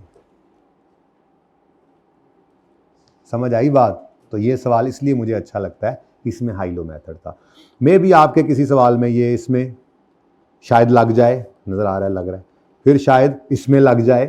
तो अच्छे सवाल हैं ये, 3 ज़बरदस्त सवाल हैं, लेवल के सवाल हैं। चलें जी, चलें फिर अल्लाह का नाम लें, शुरू तो करें अपनी तरतीब से सवाल।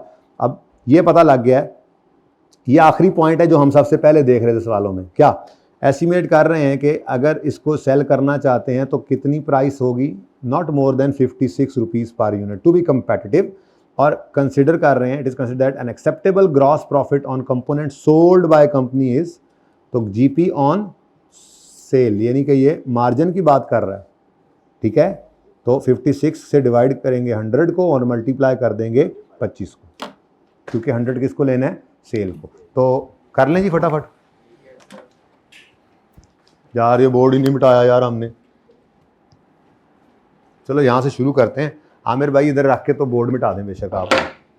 अच्छा जी, क्वेश्चन नंबर, बल्कि रहने दें, मैं खुद मिटा लेता हूँ, यहीं पे ही करते हैं, ज़रा करीब करीब, बहुत दूर हो जाता है। ये मिटा रहा हूँ मैं, पिक्चर तो नहीं लेनी किसी ने।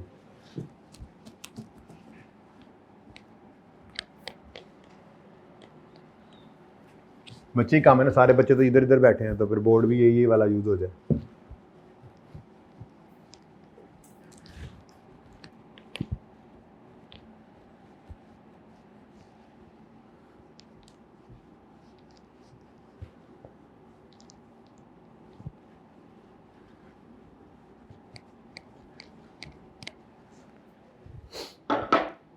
जी, क्वेश्चन नंबर 8 जी, पास पेपर है या क्वेश्चन बैंक है? क्वेश्चन बैंक है। आई कैप एग्जाम्पल नंबर 1, ओके। ये कंप्रिहेंसिव एग्जाम्पल्स में आई थिंक, नाम क्या है इसका? Polar company.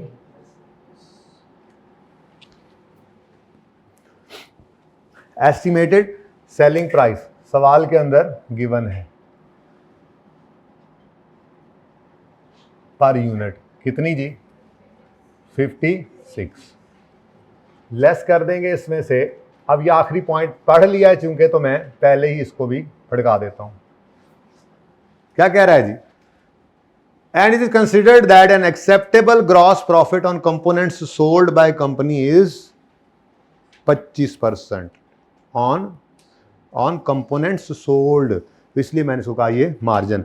अच्छा, आप कहो जी नहीं ये तो नहीं लग रहा मार्जिन, ये तो खामोश है, तो एक और रूल फिर जिंदगी के लिए लिख लो। अगर प्रॉफिट के साथ कभी ना लिखा हो कि किसकी परसेंटेज है, खामोशी केस में परसेंटेज ऑफ सेल लेनी है हमेशा। अगर कोई ये बहस करे ना, लाओ जरा लाओ आमिर भाई, कि यहाँ पर आपने कहा it is considered an acceptable gross profit on component sold by company is 25, तो ये आप कह रहे हैं इसलिए मार्जिन है कि ये सेल के साथ जुड़ा हुआ है। हम नहीं मानते इस जुमले को, ये सेल के साथ जुड़ा हुआ है, हम कहते हैं खामोश है। तो फिर रूल क्या है? अगर क्वेश्चन साइलेंट हो तो प्रॉफिट की परसेंटेज सेल के साथ लिंक करनी है आपने, ओके। ये आइंदा के लिए बता रहा हूं, अगर इस पे कोई बहस करे तो। एनीवेज, अभी तो खामोशी केस वाला कर लो। मार्जिन हो गया तो C + P = S। अब मार्जिन है तो 100, प्रॉफिट तो कॉस्ट। अब मुझे तो सेल गिवन है, तो 56 divided by 100 into 25, answer is 14। तो जी टारगेट कॉस्ट क्या आ गई? रुपीस पर यूनिट, ठीक है जी, टारगेट कॉस्ट। नेक्स्ट स्टेप क्या होता है जी? अब जो मर्जी सवाल के साथ होता रहे, हमारा फॉर्मेट वही है, वही रहना चाहिए, ठीक है। मार्कर और ट्राई कर लूं जी। उसके बाद नेक्स्ट इज एक्सपेक्टेड कॉस्ट्स निकालेंगे हम, और आप देख रहे हैं लड़ाई यहीं पे ही है सारी, ठीक है। Now point 6 is over. अब direct material, direct labour, variable overheads, fixed overheads, और सेलिंग एडमिन नहीं है तो नहीं है, होते तो वो भी ले लेते। अब ये सारी कॉस्ट हमने लेनी है, तो 1 बाय 1 शुरू कर देते हैं कहीं से। सवाल पूरा पढ़ना बहरहाल जरूरी होता है। मैंने 6 महीने पहले पढ़ा था पिछली दफा बच्चों के साथ, इसलिए मुझे पता है कि तरतीब से पढ़ें तो खैर है, पर आपको क्या पता, पहली बार पढ़ता तो क्या पता कि अगले पॉइंट का, इस पॉइंट का अगले किसी पॉइंट से भी ताल्लुक हो। इसलिए पूरा सवाल एक बार पढ़ना है, फिर 2 बार पढ़ना है, फिर तसल्ली हो गई है, बिल्कुल सही प्लान हुआ है दिमाग में, तो तीसरी बार मत पढ़ो, फिर सवाल शुरू करो, वरना तीसरी बार फिर पढ़ दो, से टाइम ज़ाया नहीं होगा, सवाल प्लान होगा, okay. Each unit of component NP19 requires 1 unit of part 1922. These bought in parts are purchased in batches of 5000 and purchase cost is 5.3 plus delivery cost of Zalim. अच्छा होता, ये तो उसने कह दिया पर यूनिट इतनी cost करता है, अच्छा होता ट्रांसपोर्टेशन कॉस्ट भी पर यूनिट दे देता, लेकिन क्या कह रहा है 5-5 हजार करके मंगवाते हैं, यानी एक ट्रक मंगवाते हैं उसमें 5 हजार ये पार्ट 1922 आते हैं, और हर दफा ट्रक वाला 2750 रुपए किराया लेता है। अब ये तो आपको पता है ना कि इन्वेंट्री कॉस्ट में गुड्स खरीदी हैं, मटेरियल खरीदा, जो भी खरीदा है, परचेज किया है, इन्वेंट्री नहीं बेचने के लिए खरीदी, यूज के लिए खरीदी है, तो इन्वेंट्री रॉ मटेरियल कह लो प्रोडक्ट के लिए, तो इसकी डायरेक्टली एट्रीब्यूटेबल कॉस्ट है ट्रांसपोर्टेशन कॉस्ट। तो 5.3 तो है ही, लेकिन ट्रांसपोर्टेशन को भी तो, डिलीवरी कॉस्ट को भी तो ऐड करना है। लेकिन अब मुसीबत क्या है, वो टोटल में गिवन है, सारी तो नहीं ऐड हो सकती। अब क्या करें भाई, 2750 एक मतलब फेरे का पड़ता है जब एक बैच हम मंगवाते हैं, ठीक है। एक बैच मतलब एक दफ़ा ट्रक पे भर के आते हैं 5000, और ट्रक वाला एक दफ़ा किराया कितना ले रहा है 2750, तो फिर पर यूनिट करना है तो 2750 डिवाइड बाय 5000 कर लोगे तो। लेकिन लगता है एक each unit of component NP19 requires 1 unit of part 1922, ठीक है। तो इसका मतलब पार्ट डायरेक्ट मटेरियल कह लूं, डायरेक्ट मटेरियल पार्ट 1922, ठीक है। अब इधर देखो, ₹5.3 का एक 1922 आता है, लेकिन हम तक पहुंचने का किराया जो है वो 2750 पड़ता है, पर ये तो पूरे 5000 यूनिट्स का है, तो ये है कॉस्ट पर यूनिट। जितनी बनती है कैलकुलेटर बता देगा। वैसे कितना बना 5.8, 0.5 बना इसका आंसर 0.5, तो ये फिर 5.8 बन गया, ठीक है। अब ये एक NP19 पे जो पार्ट 1922 लगता है उस एक की कॉस्ट ये है। कितने 1922 लगते हैं एक NP19 पे 1, तो ये 1 ये क्या है, ये पर यूनिट कॉस्ट है 1922 पार्ट की। और हर NP19 पे 2 भी लग सकते थे, 3 भी लग सकते थे, लेकिन ये 1 लगा, ठीक है। तो इंटू 1 मैंने कर दिया, जरूरत तो नहीं थी लेकिन कर दिया। बोलो 5.85, ठीक है। तो वर्किंग अलग करने की कोई जरूरत नहीं, जहां तक काम चले चलाया करो। नेक्स्ट, उसके बाद कितने गया पेन, दूसरा पार्ट लगता है जी 1940। Each unit of component NP19 requires 20 centimetre of part 1940। हाय अल्लाह, बेसिक्स हर जगह यूज होंगी। ये सेंटीमीटर में रिक्वायरमेंट आ गई, और cost of which cost of पता नहीं कहां से आ गए, विच कॉस्ट ₹2.4 पर मीटर टू। अब परचेज प्राइस गिवन है मीटर में और मटेरियल रिक्वायर्ड गिवन है सेंटीमीटर में। मुझे याद है, आपको याद हो या ना याद हो, मुझे याद है कि सेंटीमीटर को मीटर में कन्वर्ट करना, स्मॉल यूनिट ऑफ मेजरमेंट से लार्ज में जाने के लिए मैंने आपको तरीका ये बताया था। मैंने कहा था एक सेंटीमीटर में कितने मीटर होते हैं, ओ सॉरी, 1 मीटर में कितने सेंटीमीटर होते हैं, तो फिर आप 100 से इसको क्या कर देंगे डिवाइड, तो ये मीटर्स में कन्वर्ट हो जाएगा, ठीक है। मैं सॉरी मैं उलट बोल गया था। तो एक सेंटीमीटर में कितने मीटर होते हैं, एक मीटर में कितने सेंटीमीटर होते हैं 100, ठीक है। तो ये तरीका था। और भी 2-3 चीज़ें हमने ऐसे ही की थी, याद है, मिनट को आवर्स में, लीटर मिलीलीटर को लीटर में, ग्राम्स को किलोग्राम। तो ये मोटे मोटे 3-4 आपको आने चाहिए। इसके अलावा कोई वो टन को केजी में कराएगा तो बता देगा, मुझे खुद नहीं पता कितने, वैसे शायद आपको पता हो 1 टन में कितने केजी होते हैं। चल रहन दे, हूँ शायद पता भी है थे। अब कितने गया 20 सेंटीमीटर डिवाइडेड बाय 100, तो 20/100 करेंगे तो क्या बना ये क्या बना जी 0.2 मीटर। अब ये क्या हो गया 0.2 मीटर। अब ये 0.2 मीटर तो लगना है, ठीक है, ईच यूनिट ऑफ NP19 पे। लेकिन मसला आ गया वो जो अभी पढ़ के आ रहे थे, however it is expected that there will be some wastage due to cutting and 5% of the purchased part will be lost in assembly process। तो ये क्या है, ऑफ आउटपुट या इनपुट, बेटा परचेज का इतने % लॉस होना है, परचेज को तो इनपुट कहते हैं। ठीक है, परचेज जो करके लाए वो इनपुट होता है, फिर आउटपुट वो जो लॉस के बाद लगा हुआ मिलेगा हमें पार्ट में। कॉस्ट निकालो।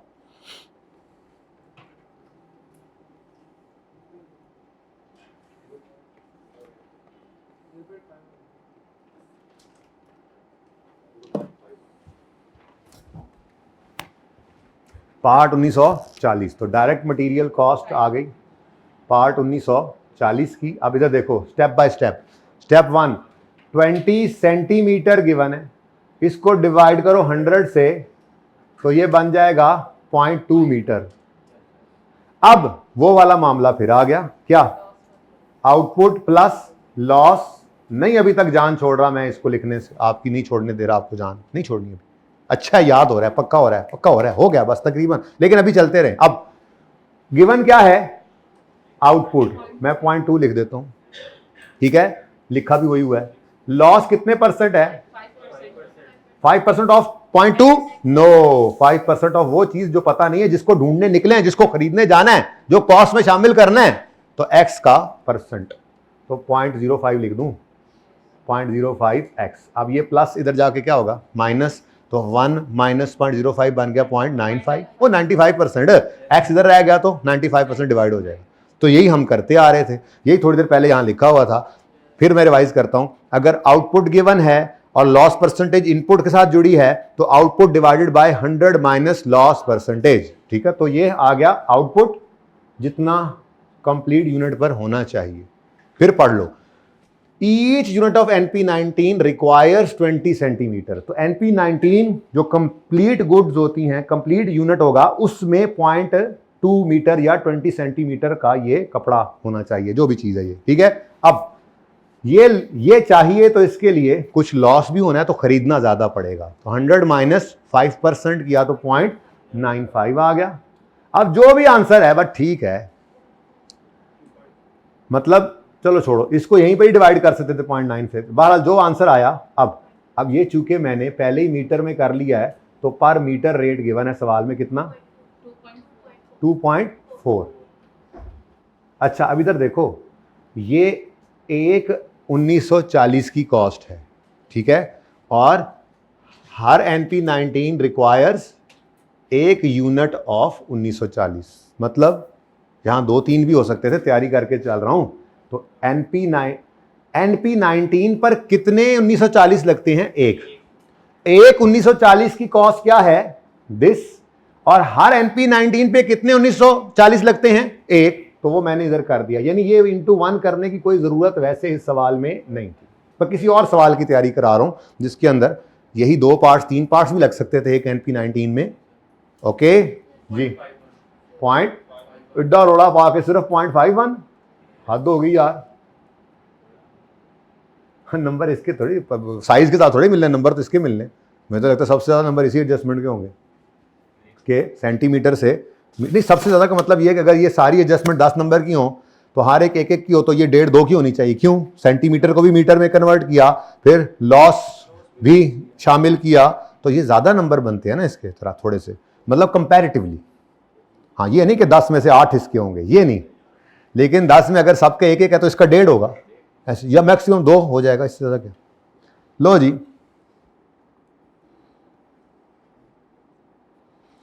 Other parts for component NP19 will also be bought in and will cost. यार उन्होंने कहा बस करो, ये सीधा सीधा ही बता दो। तो अदर पार्ट सीधा सीधा ही direct material, other parts, other कोई पार्ट्स हैं, तो वो कह रहा है कितने जी? 7.20 की कॉस्ट करेंगे ये other parts per unit. Simple, कोई कैलकुलेशन नहीं थी, ठीक है, सीधी उसने कॉस्ट पर यूनिट दे दी। नेक्स्ट, असेंबली लेबर, यानी असेंबल लेबर, असेंबली लेबर, तो डायरेक्ट लेबर असेंबली। पढ़ो जल्दी करो।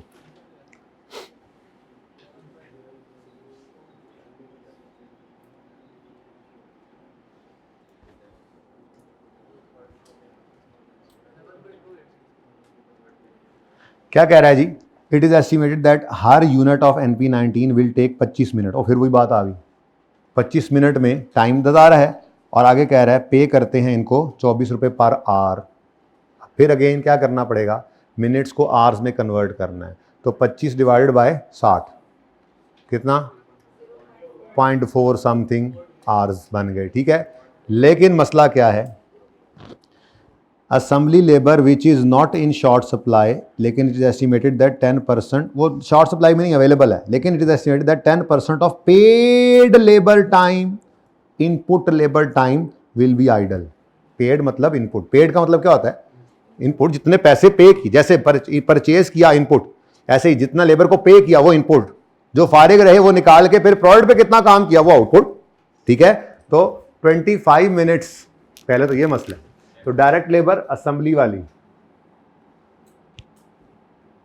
तो उसमें जी पहले तो कितने मिनट्स, 25 मिनट्स को डिवाइड करोगे 60 से तो ये बन जाएंगे आवर्स, 0.42 लेबर आवर्स।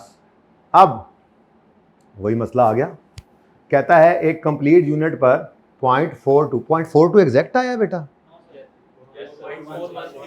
416 है। मैं तो कहता हूं वही लिख दो अब, क्योंकि आपने लिख दिया है ना ये 0.416, ज्यादा एक्यूरेसी 0.416 आगे भी है, ठीक है 0.42 भी ठीक है, एग्जैक्ट 42 आता है। अच्छा चलें, वो वैसे ही बात कर रहा था मैं कि ये लिखने की इसीलिए मैं कहता हूँ ज़रूरत नहीं होती, ये जो इक्वल है तो आपको समझाने के लिए लिख रहा हूँ। चुप ना चुप, छोड़ दो यार, छोड़ दो यार, ये 25 मिनट या 0.42 आवर्स, बात एक ही है, ठीक है ना। ये पर्चे में नहीं लिखेंगे, बस ये लिख के ब्रैकेट लगाएं, डिवाइडेड बाय 0.9, जो भी करना है करें और आगे फिर रेट लगा दें, सही है। कैलकुलेटर खुद ही कर लेगा राउंडिंग शाउंडिंग क्लियर, फिर कोई मसला नहीं है, ठीक है। अच्छा 0.42 लेबर आवर्स, लेकिन ये तो एक कंप्लीट यूनिट पर चाहिए, लेकिन वो क्या कह रहा है, कितने परसेंट टाइम आइडल रहना है, 10% ऑफ पेड टाइम, मतलब इनपुट टाइम का 10%। तो 0.1 इधर प्लस हो रहा है, इधर माइनस होगा, 0.9 रह जाएगा, x इधर रह जाएगा, डिवाइड बाय 0.9 होगा, वही बात आ गई। Output given, loss percentage is linked with input, तो आप आउटपुट डिवाइड बाय 100 माइनस। अच्छा ये इतना ज़्यादा आता है कि जब वो आसान वाला आता है ना, वो फिर याद नहीं आ रहा था, तो वो भी इसीलिए साथ साथ बोलता हूँ कि अगर आउटपुट गिवन हो और लॉस परसेंटेज भी आउटपुट के साथ जुड़ी हुई हो, तो खरीदने के लिए ज़्यादा चीज़ चाहिए, तो आप करेंगे output plus output into 100 plus loss percentage, यानी 110% ले आओ, 105% ले आओ, बढ़ा लेंगे उसको, ठीक है ना, सही है। बहरहाल इधर तो डिवाइडेड बाय 0.9 आ गया, जो भी आंसर आया उसको अब ये पर आवर 24 रुपीज़ पे कर रहे हैं, ठीक है। थोड़ा टाइम ऊपर जा रहा है आज, माफ़ कर दीजिएगा। अच्छा अब ये क्या है जी, ये एक यूनिट पर इतनी लेबर लगती है जी, यहाँ मैंने इंटू 1 नहीं किया क्योंकि ये ऑलरेडी उसने क्या कहा था, एक यूनिट पर इतना लेबर टाइम चाहिए, ठीक है। यहाँ पर तो था ना एक 1940 की इतनी कॉस्ट है, और फिर NP 19 पे भी एक ही लगता है, ओके जी। अब प्रोडक्शन ओवरहेड्स में मसला क्या है, मसला ये है कि फिक्स प्रोडक्शन ओवरहेड्स को वो कह रहा है हम एब्जॉर्ब करवाएंगे एट द रेट ऑफ पर असेंबली आर। अब ये तो कह रहा है वो प्रोडक्शन, टोटल प्रोडक्शन ओवरहेड्स है, ठीक है। टोटल प्रोडक्शन ओवरहेड्स को डिवाइड करेंगे टोटल असेंबली आर से, तो ये तो टोटल ओवरहेड्स होंगे, जबकि वो तो सिर्फ एब्जॉर्ब करवा रहा है, कह रहा है फिक्स्ड को, यानी वेरिएबल तो एक्चुअल वाले आएंगे। अब वो बेसिक्स वाला काम दोबारा आया, दो एक्टिविटी लेवल्स हैं in the form of hours हैं। हाईएस्ट एक्टिविटी लेवल 22,000 यूनिट्स नहीं hours, lowest activity level 18,000 hours, उन पे कॉस्ट, तो क्या फॉर्मूला था, कुछ याद है, बोल दो फिर, cost at highest level minus cost at lowest level divided by units होता था, यहाँ आर्स आ गए, आर्स एट हाईएस्ट माइनस, तो यहाँ से क्या निकलता था स्टेप 1 में, वेरिएबल कॉस्ट पर यूनिट, क्या निकलता था जी, वेरिएबल कॉस्ट। तो पहली वर्किंग मेरी होने लगी है जी आज सवाल में, बाकी तो सब यहीं पे मैनेज हो गया था, प्रॉपर जो रहा बड़ी वर्किंग करनी पड़ी। अब स्टेप 1 होता था हमारा जिसमें हम वेरिएबल कॉस्ट पर यूनिट निकालते थे, जिसका फॉर्मूला होता था cost, total cost at highest level minus total cost at lowest level. जरा मैं वो दोबारा रिवाइज करने के लिए लिख गया, ठीक है। फिर टोटल एक्टिविटी लेवल आज क्या है, लेबर आवर्स हैं, labour hours eight highest level minus labour hours eight lowest level, ठीक है। अब cost, total cost highest level वाली 948 माइनस 912 डिवाइड बाय 22 माइनस 18। जी बताइए, 1000 में बता दीजिए, बता दो। कॉस्ट हाईएस्ट लेवल वाली बताओ, डिफरेंस निकालना है। मैं खुद ही देख लेता हूँ। 912 नहीं 948, हाँ आप ना बताना, minus 912 divided by minus answer क्या आ गया, पर लेबर आर। 1000 कहां से आ, ₹9। अब पहले तो मेरे ख्याल में वेरिएबल ओवरहेड्स जो है वो डाल देते हैं, ठीक है। पर मसला क्या है, मुसीबत ये है, fixed production overheads are absorbed at a rate per assembly hour based on, oh my god. तो ये तो कह रहा है जी नॉर्मल एक्टिविटी के ऊपर बेस करवा के फिक्स्ड आर्स को, फिक्स्ड एफओएच को एब्जॉर्ब करवा दो। वो भी निकाल लेंगे, मसला नहीं है, लेकिन लेबर आर्स का क्या करें, कौन से वाले लेबर आर्स लें। चलें फिलहाल फिक्स्ड एफओएच की कॉस्ट निकाल लेते हैं। टोटल फिक्स्ड एफओएच की कॉस्ट निकालनी है तो डायरेक्ट लिख लूँ फार्मूला। वैसे फार्मूला क्या होता था, total cost is equal to total fix cost plus total variable cost. फिर इसको हम तोड़कर लिखते थे यूं, अगले स्टेप, चलो इधर भी लिखा रहे, जरा रिवाइज करा रहा हूँ। Total cost, total fix cost plus variable cost per unit step 1 वाली इंटू एक्टिविटी लेवल, आर्स हैं यूनिट्स हैं जो भी है। फिर इसको रीअरेंज करते थे तो टोटल फिक्स कॉस्ट निकलती थी टोटल कॉस्ट माइनस यही वाली बात। तो ये मैं आपको कहता होता था कि डायरेक्ट ये लिखा करें, इतना तो पता होना चाहिए कि टोटल कॉस्ट में से अगर टोटल वेरिएबल कॉस्ट निकाल दें तो बाकी क्या बचेगा, टोटल फिक्स्ड कॉस्ट, ठीक है। तो स्टेप 2 में क्या निकालेंगे जी हम, डायरेक्ट अब करते हैं टोटल फिक्स्ड कॉस्ट। इसके लिए टोटल कॉस्ट आनी, कौन से लेवल की उठाओगे, हाईएस्ट ही उठाया करते थे आप हमेशा, ठीक है जी, minus variable cost per unit क्या है, और हाईएस्ट लेवल के ऊपर एक्टिविटी क्या है 22,000 आर्स, क्योंकि ये क्या है पर लेबर आर। तो फिर यहाँ पे भी क्या लोगे, आर्स। तो क्या आएगी फिक्स कॉस्ट, बुझ क्यों गए, 7।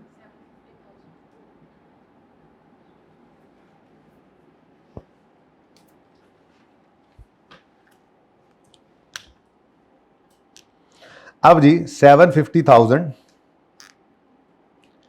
हमारे पास फिक्स कॉस्ट आ गई, डिवाइड कर दें इसको। अच्छा अब एक और मसला भी है ना, ये मंथली कॉस्ट है, फिक्स कॉस्ट मंथली है, मंथली 12 से मल्टीप्लाई करोगे तो फिर इन नॉर्मल ईयर ये आर्स 250,000 ले सकते हो। अगर इसको 250,000 लेना है तो एफओएच को 12 से, सवाल तेज तो नहीं हो रहा, बेसिक्स ही चल रही है वैसे, बेसिक्स आज ना बेसिक्स ज़रा दोबारा आ गई है वापस, आपको अफादियत पता लग रही है कि पहले 5-6 दिन क्यों खपे थे हम, वो आगे यूज़ होता ही रहेगा हमेशा। तो अगर तो आपने 2.5 लाख आवर्स यूज़ करने हैं तो ये एनुअल आवर्स हैं, नॉर्मल कैपेसिटी सालाना आवर्स में गिवन है, तो फिर एफओएच को भी सालाना कर लें, और अगर उसको 7.5 यूज़ करना है तो फिर इसको भी महाना कर लें। मेरे ख्याल में इसको सालाना रहने देते हैं, उसको महाना कर लेते हैं, ठीक है। फिक्स्ड एफओएच की कॉस्ट पर लेबर आर निकालनी है, यानी ओ आर। तो उसके लिए क्या कर लें जी, फिक्स कॉस्ट पकड़ें, 750,000 पर मंथ है, इंटू 12 मंथ्स कर दें, और उसके बाद डिवाइड कर दें इसको 250,000 लेबर आर्स के साथ, असेंबली लेबर आर्स, जो असेंबली आर्स, अच्छा असेंबली आर्स है, सिर्फ आर्स लिख लें, मसला कोई नहीं है, मैं लिखता गया, लेबर आर्स माफ कर दें जी,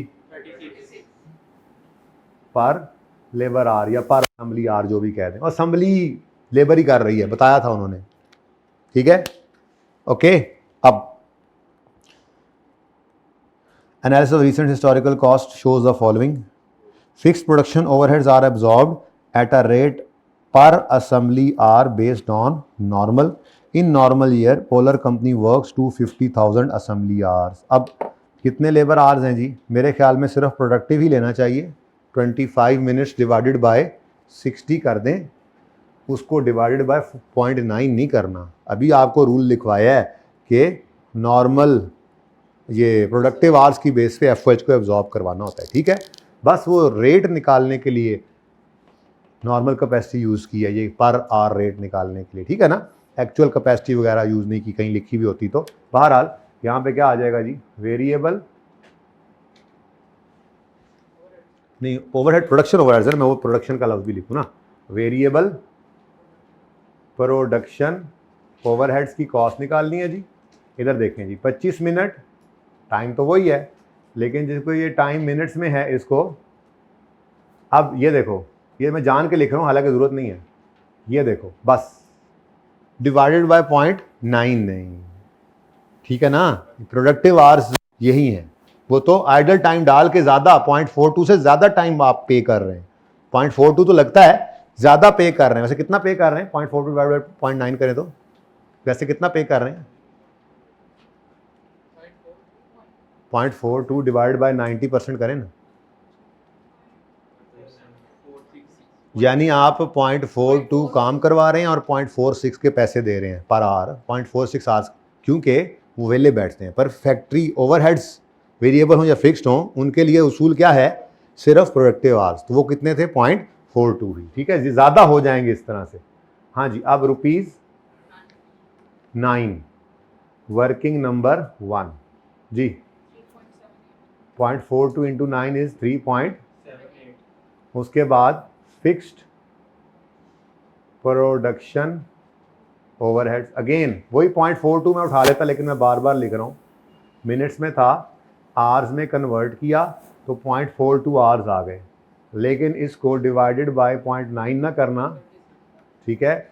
यही वाला प्रोडक्टिव वाला ही लेना है। ₹36 बोला आपने, ये एक ही वर्किंग कर लें, या इसको वर्किंग 2 भी कह सकते हैं आप। वो पुराने वाला आपका हाई लो मेथड वर्किंग 1 में आ गया। ये आपने फिर अगले स्टेप में, ये तो हाई लो का पार्ट नहीं होता था ना। हाई लो मेथड में तो सिर्फ आप वेरिएबल कॉस्ट पर यूनिट निकालते थे या पर आवर, और फिर आगे फिक्स टोटल फिक्स कॉस्ट निकालते थे। तो वो हो गया।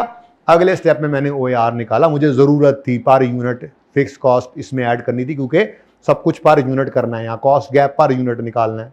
ओके, ठीक है। तो कितना आ गया जी? वर्किंग 2 से आया है जी 12। अब और तो कुछ नहीं है ना जी, तो फिर बोलें कॉस्ट, एक्सपेक्टेड कॉस्ट्स कितनी आ गई? Expected cost 43.66। तो ये हमारे पास A आ गया, ये हमारे पास B आ गया, ठीक है। तो थोड़ा दूर चला गया है 42,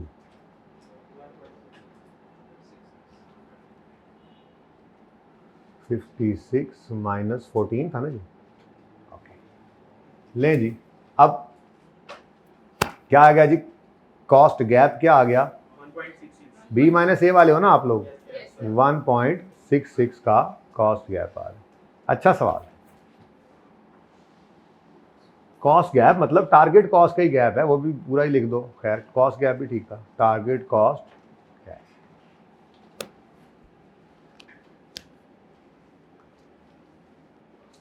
ठीक है। तो ये तो ऐसे ही बस फजूल में, आपके दिमाग में ये भी आपके दिमाग में चल रहा होता है। वर्किंग तो सिर्फ यही चाहिए थी, ठीक है। अब अगले जो 2 सवाल मैंने आपको दिए हैं ना, वो बस इससे बहुत मिलते जुलते हैं, और इनको कह सकते हैं ये कंप्रीहेंसिव क्वेश्चन है टारगेट कॉस्टिंग के, ठीक है। अब इसमें रह कुछ नहीं गया, तो कल वाले लेक्चर के अंदर फिर जो आ जाए वो देख लेना। डिसीजन मेकिंग का मैंने आपको बताया सिर्फ कितनी डिस्कशन होगी कल वाले लेक्चर में, कि ये चैप्टर हैं, कितने को नंबर का पर्चा आ जाता है, और ये हमने करना है कल से शुरू, यूँ कह दूंगा मैं, बल्कि नहीं, वो तो शायद लेक्चर के स्टार्ट में था। बहरहाल वो फिर एकदम एंड हो जाएगा, ठीक है। तो एक मैंने आपको लेक्चर जो देना, उसके अंदर इस चैप्टर का वो डेनमार्क आइसक्रीम वाला सवाल है, उसकी डिस्कशन है। अब वो हो सकता है 2 चैप्टर से मिलकर बने, कोई एक चैप्टर के आखिरी 15-20 मिनट और दूसरे के कोई अगले 20-25 मिनट, तो इस तरह से करके एक सवाल वो होगा। फिर theoretical discussion, target cost gap close करने का क्या तरीका है, मेरे ख्याल में यही होगा, इसके अलावा कुछ होना नहीं है। शायद को घंटे सवा की बन जाए रिकॉर्डिंग, तो एंजॉय कीजिएगा। और हाँ, कल मैं बताना भूल गया था और फिर करना भी भूल गया था। ये अभी मुझसे ले लेना भाई रिवीजन प्लान, ठीक है। ये रिवीजन प्लान है जनाब, एक बच्चे ने मुझे कहा था लेकिन फिर वो मैं यहाँ से निकल के दोबारा भूल गया। क्या लिखा हुआ है जी? ऑटम 26। ये तो गलत लिखा गया फिर, है ना। हाँ स्प्रिंग होना था, ये अब ऑटम नहीं है, ठीक है ना। वो अगले खुश हो गए ना अगली बारी वास्ते। ये मैंने शायद मैंने चेंज किया लेकिन अभी आगे चेंज्ड नहीं है।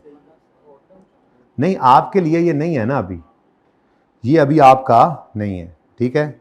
ये मैं आपको भिजवाऊंगा, ओके।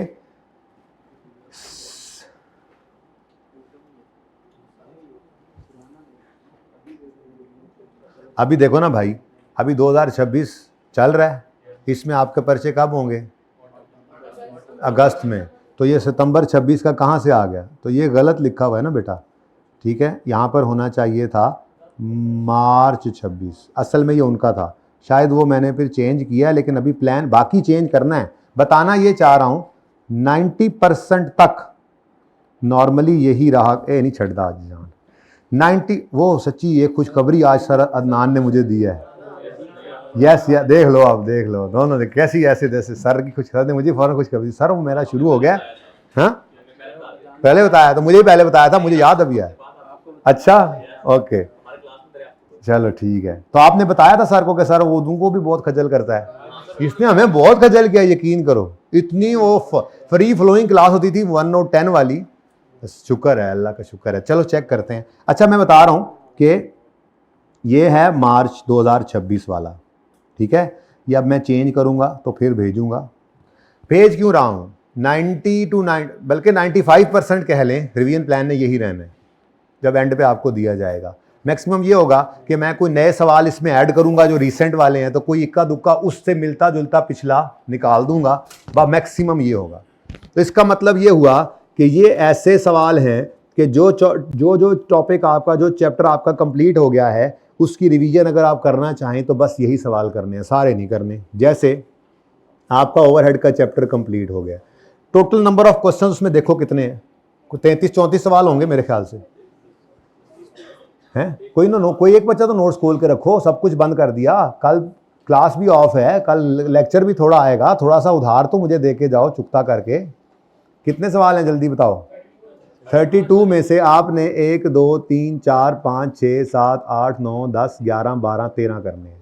ये ज़्यादा हैं, हालांकि इससे भी कम होते हैं, लेकिन बहरहाल आधे से भी कम सवाल, ठीक है। लेकिन इसके लिए फिर तरतीब क्या होनी चाहिए? एक सीटिंग में। तो किसी वीकेंड पे आपने करना है ना। अब आगे चल रहे हैं ना, अब एफओएच पुराना हो गया है, लग रहा है मसलन एफओएच यार भूल तो नहीं गया। अब उसका तरीका ये है, ये जो वीकेंड आ रहा है ये वीकेंड एफओएच के नाम।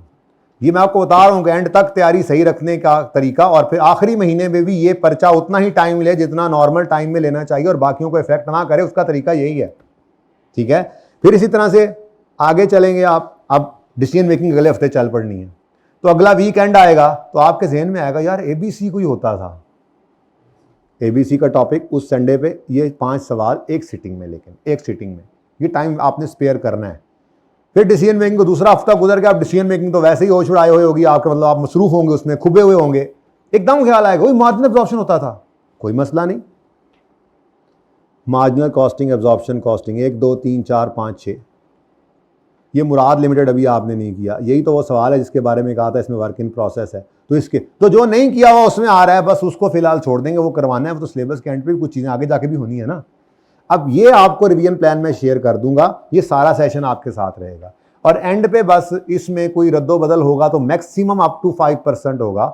इसका मतलब जब टर्म टेस्ट भी आएगा तो आपके 5 टॉपिक्स हो जाएंगे, तो यही 5 टॉपिक्स के यही सवाल आपके रिवीजन प्लान में। इसीलिए मैं आपको कहता हूं जब भी सवाल करें आप 60 to 70% क्वेश्चन सही हो गया तो बस दोबारा उसको सही करने की ज़रूरत दोबारा से नहीं करना। वो तो सवाल याद कर रहे हो, नहीं कोई बात नहीं, आप एक बार नहीं कई बार इन सवालों को करेंगे।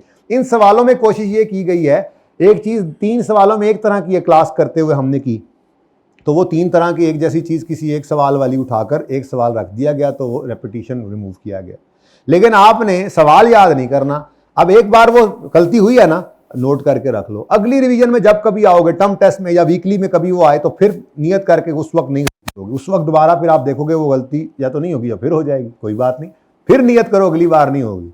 लेकिन सवाल को देखने के बाद सोल्यूशन दोबारा नहीं करना, हमने सवाल याद नहीं करना, हर दफ़ा सवाल करते हुए असूलों को रिवाइज करना है। तो ये रिवीजन प्लान इंशाल्लाह आपको मिल जाएगा, ये मैंने इसलिए बताया आपको, इसमें सारा कुछ ही होना है, सारे चैप्टर्स ही हैं, कुछ एक्स्ट्रा चीज़ें भी हैं, ठीक है।